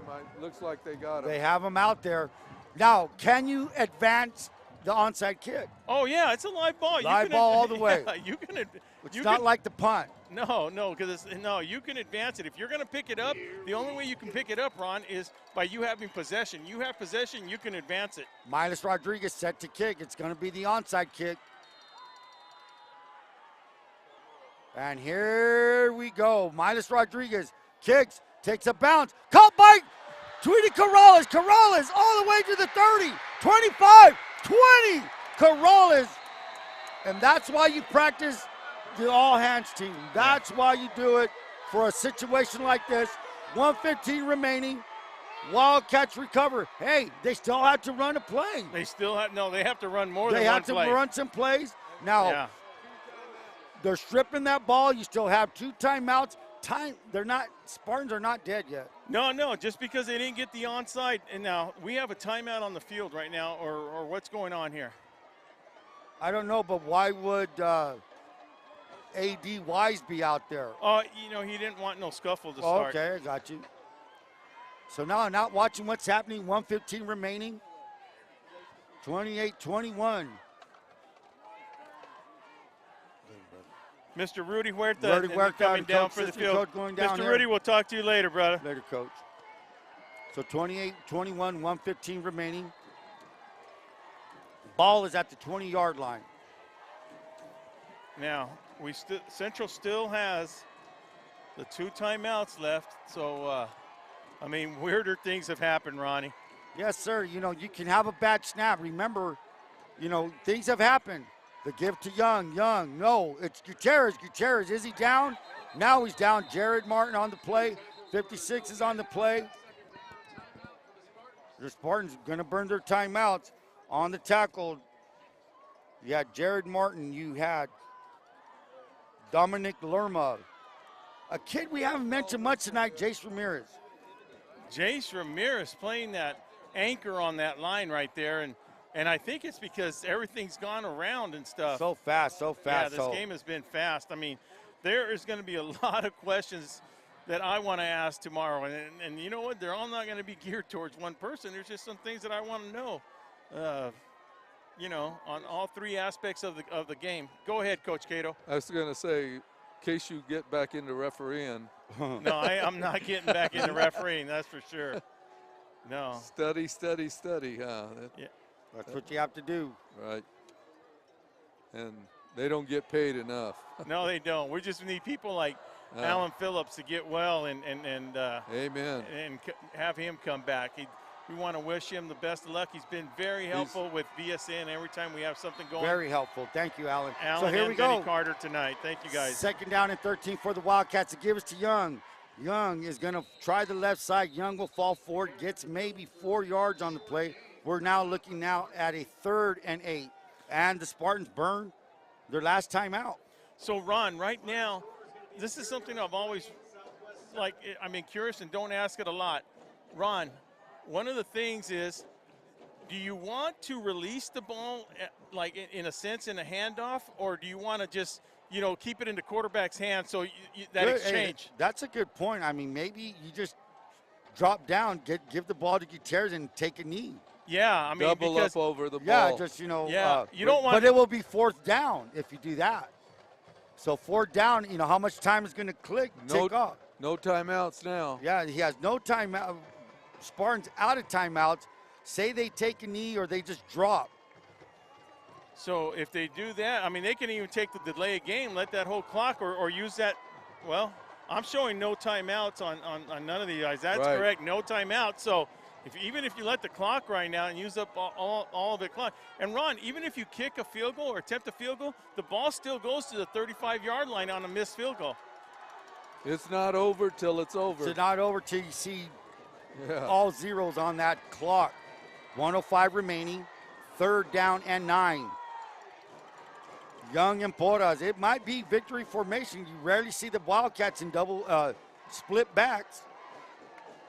Gutierrez, the snap, the give to Young. Young tries the left side. Young being tackled. Is there a fumble? Clock runs. Ball's on the 15. Clock is running. 4th down. They have to run another play, right, Will? Yeah. The thing is, they have to run a play, but they could let the clock run out. But to get that ball running, and then the clock will stop until they snap it again if they decide to run the clock out. So 42 seconds remaining. When will the clock? Is it 25 seconds? Is it 35 seconds? Well, I know one thing, that as soon as the back judge hand goes up, it's 5 seconds. Kneel so you don't. And see, Ron, at the end, if they snap it, the clock will start, and it won't stop till Central gets the ball again, and they might end up with a play or two after that. 20 seconds, 18, 17, 16, 15. Back judge is ticking. The give to Young. No, it's Gutierrez. Gutierrez looks. Gutierrez cuts back. Gutierrez dodges. Gutierrez cuts back. Gutierrez. And he scores with 5.3 seconds remaining. Trying to run the clock out. 5.3 seconds remaining. The Wildcats add another touchdown, making it now Wildcats 34, Spartans 21. Well, it's going to end the way it started, fast. Ron, I mean, this game was so fast, full of emotion. This game was so full of emotion, anxiety, hope. There was drama. It had every emotion. It had every emotion. And this, I got to admit, Ron and I, as far as VSN goes, Coach, I mean, this is our 3rd one, but this has been one of the most this was the just like one. when you played, right? Well, no, it's a little bit different now, Coach. Hotto set to kick. Hotto plants it through, and this time he misses it. So 5.3 remaining. I can remember my senior year, we beat Central 39-0. Wow. I can remember Central beating us our first game when I was a freshman, 39-0. It's just, you know, they both sides have known to have powerhouses, you know. I mean, that's just the way it is sometimes. Well, let's take a look at the landscape of Brawley Wildcats and Central Spartans right now. In this 3-game series of all 3 levels, Spartans took the freshman level 14-8. Brawley JV won 27-6. And now you're looking at a 34-21 lead by the varsity. Yeah. So, you know, it was a season that all 3 levels got to play. And now that's the measuring stick. Now everybody's now going to be jockeying.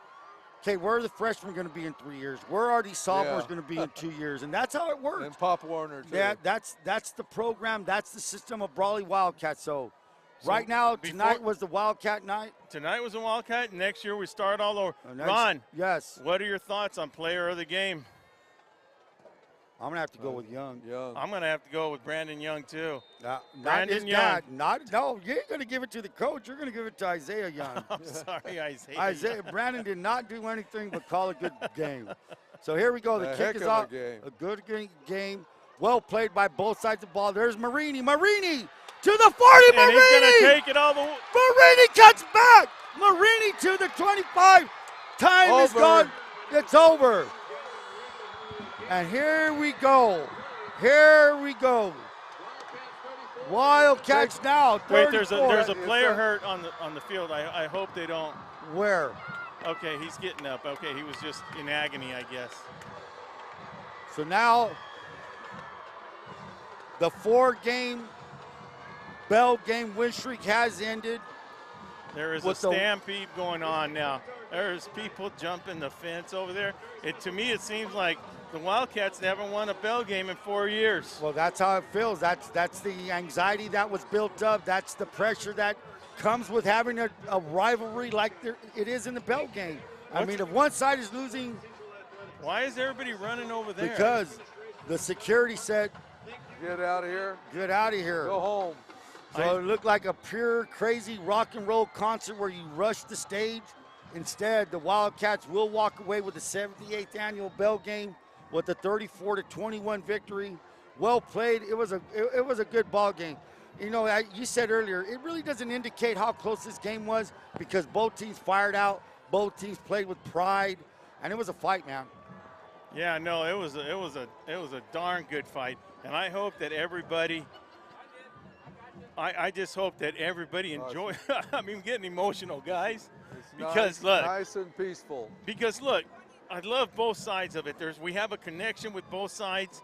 For us, it's more about the atmosphere, the whole week leading up, the whole rivalry deal, the whole Brawley versus El Centro. You have families from Brawley that moved to El Centro and vice versa. This whole deal, this is what the bell game's all about, guys. I mean, those are my thoughts. Hey, man, Ron? well, you know, it's emotional. Yeah. It's an emotional game. You know, you're tense all week long as a coach, as a player. I mean, that's all on your mind is the bell game. Don't they still ride the dang float on the parade? Maybe they will. Maybe they will this year. I don't know, Coach. I don't. I know the. Well, yeah. Well, we haven't seen it. They haven't seen it in 4 years. So you got to revive the past. So they better start up the fire truck, find a fire truck that'll use it. But so that being said, now what happens now, Will? You know, this game's over, but what does it hold for the Spartans being a number 10 seed? Right now, they were number 10. How many teams make the playoffs in D2? 12 make the playoffs, but we won't know until tomorrow what seed happens because look, them being Division II run. Yeah. Losing to a Division III team, I mean, it's going to affect the rankings. Really? You know? There'll be a meeting tomorrow in San Diego, and you get swap film, and, well, you don't even do that anymore. You don't do that anymore. I don't even think they have the meeting no more. They have this thing called PowerPoints, and then they just call you, and then you look on their website, Coach. So them days over to going to that meeting in San Diego when they vote who should and should go are over. And then call up Don Knight and say, hey, this is the matchups, Don. Brawley News. Yeah. Well, here we go. So we got a nice little visit here by Alfred Waters and Mr. Santillan over here causing a ruckus, and that's what the bell game's all about. Blue and gold blood, blue and white blood. That's all that happens. You know, hey. That's the Wise family, isn't it? The Wise, yeah. There's a Wise down here, too. I mean, I'm going to start talking about everybody now. But so emotions run high, and that's what you want in a high school sport. Man, we're dying for this. It was a great atmosphere, and the Wildcats came out on the end. You know, they had 3 turnovers in the first half. They were able to remedy the turnover bug. I didn't think they had a turnover in the second half. No, they did. They didn't. And I thought those 3 turnovers, those interceptions, were going to make a difference in the game. I think the biggest difference was Jimmy Skipper came down to see his nephew. Really? Turning point, and it was good to see him. He's an old Brawley boy. Yeah, there it is. And you know what? Give credit to the Brawley Wildcats to come into this environment and play a tough game and come out with the win. You know what I mean? That's what they did, you know, and you know it's happiness on the Brawley side, and you know a lot of disappointment on the Central Spartan side, but the Spartan fan base and the Spartan players have nothing to hang their head down about. No. That's just the life of a bell game. That's the life of a bell game. That's how they exist. So we're going to see if we can get Jalen Fong and Isaiah Young. So from Will Torrez, Ron Rubio, and Coach Cato, we'll be back after these messages.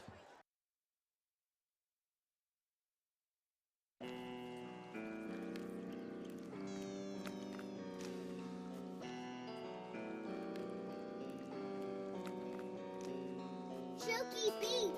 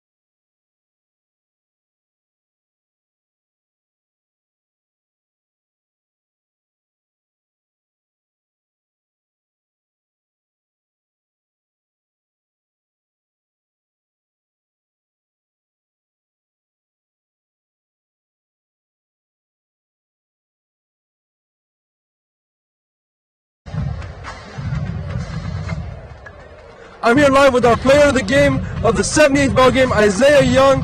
Isaiah, as a senior going out, a big win here in the ball game. You know, what's the emotion like? You know, Brawley has come up short in this game for 4 straight years. What's it like to finally get that monkey off Brawley's back? I'm really proud of our whole team. I'm really happy that we got the belt back. We needed it. We hadn't had it for 4 years, and we had to get it back, so that's what we did. Talk about your performance in particular. You had 2 really key touchdowns late in the game. You were battling through some injuries. You know, what were you telling yourself to try to get yourself through the finish line? I had to keep going. All it was cramps, so I was good. But on what did you say before? You know, talk about how you battled through to try to come away with this victory. Yeah, we had to keep working. We started off a little slow, but we picked it up and we kept going and we finished it and we got the dub. Obviously, this is a very emotional win for you guys, and now it's going to springboard to you guys for the CIF playoffs. Last year, a COVID-shortened year, but 2 years ago, you guys were 1 play away from reaching the CIF championship. What's it going to take this year for Brawley to take that next step? We just got to keep working hard at practice and get better every day like we've been doing, and we'll get it. And we'll get there. Isaiah, thank you so much. Congratulations. Will, back up to you now.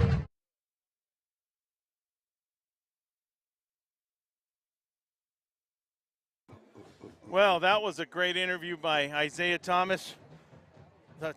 Isaiah Young. Ron, take nothing away from the Central Spartans. Brawley had to come down here, do their job, and that's exactly what they did. Your thoughts on the game there, Well, Ronnie? you know what? That recipe that I've been talking about for months is, you want to start fast, accelerate in the middle, and finish strong. Brawley did that, it seemed like. They did not accelerate in the middle too much with those 3 turnovers in the second quarter or when that happened, but they finished strong. That's what counted. And, it was a start. It was a very quick start. They drove the field on the first possession.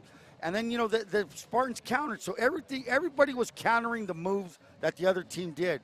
It went all the way to the wire. You have to say It went to the wire. 28-21 with still time left on the clock. And that's because Brawley got a touchdown late in the game, or it would have finished that way. But and that's the thing. Well, still, the score is 34-21. And even though whatever amount of time is left on the clock on a football field, you have to make plays. And, the thing was, Wildcats tonight outlasted the Spartans, plain and simple. That's football for you, Will. That's football you're for exactly you. Right. So we would, first of all, we'd like to get thanks from everybody watching. Make sure you subscribe to valleysportsnet.com. Let us know where you watch the game. Make sure you like and follow. And we much appreciate it. We didn't think, last year being a pandemic year, a lot of people watching from home. The views were 1,700. This year we elapsed that by 2,500 plus people watching live. So we really appreciate that. We appreciate your support. Let us know, like I said, where you're from. So from Will Torrez, Joaquin Matus, Ron Rubio, Sarah on camera, Eric Swain, JJ Galvan, and then, couldn't do it without our special help. What about Alexandra Saragosa? There we go. And then our special guest at halftime, Mr. Craig Lyon and Marco Peralta stepping in here. How about Coach Cato? And Coach Cato. It's not a bell game unless Coach Cato's here. So and let's not forget our new intern, Saul, which has been a big plus for us here at VSN. So, good night, everybody.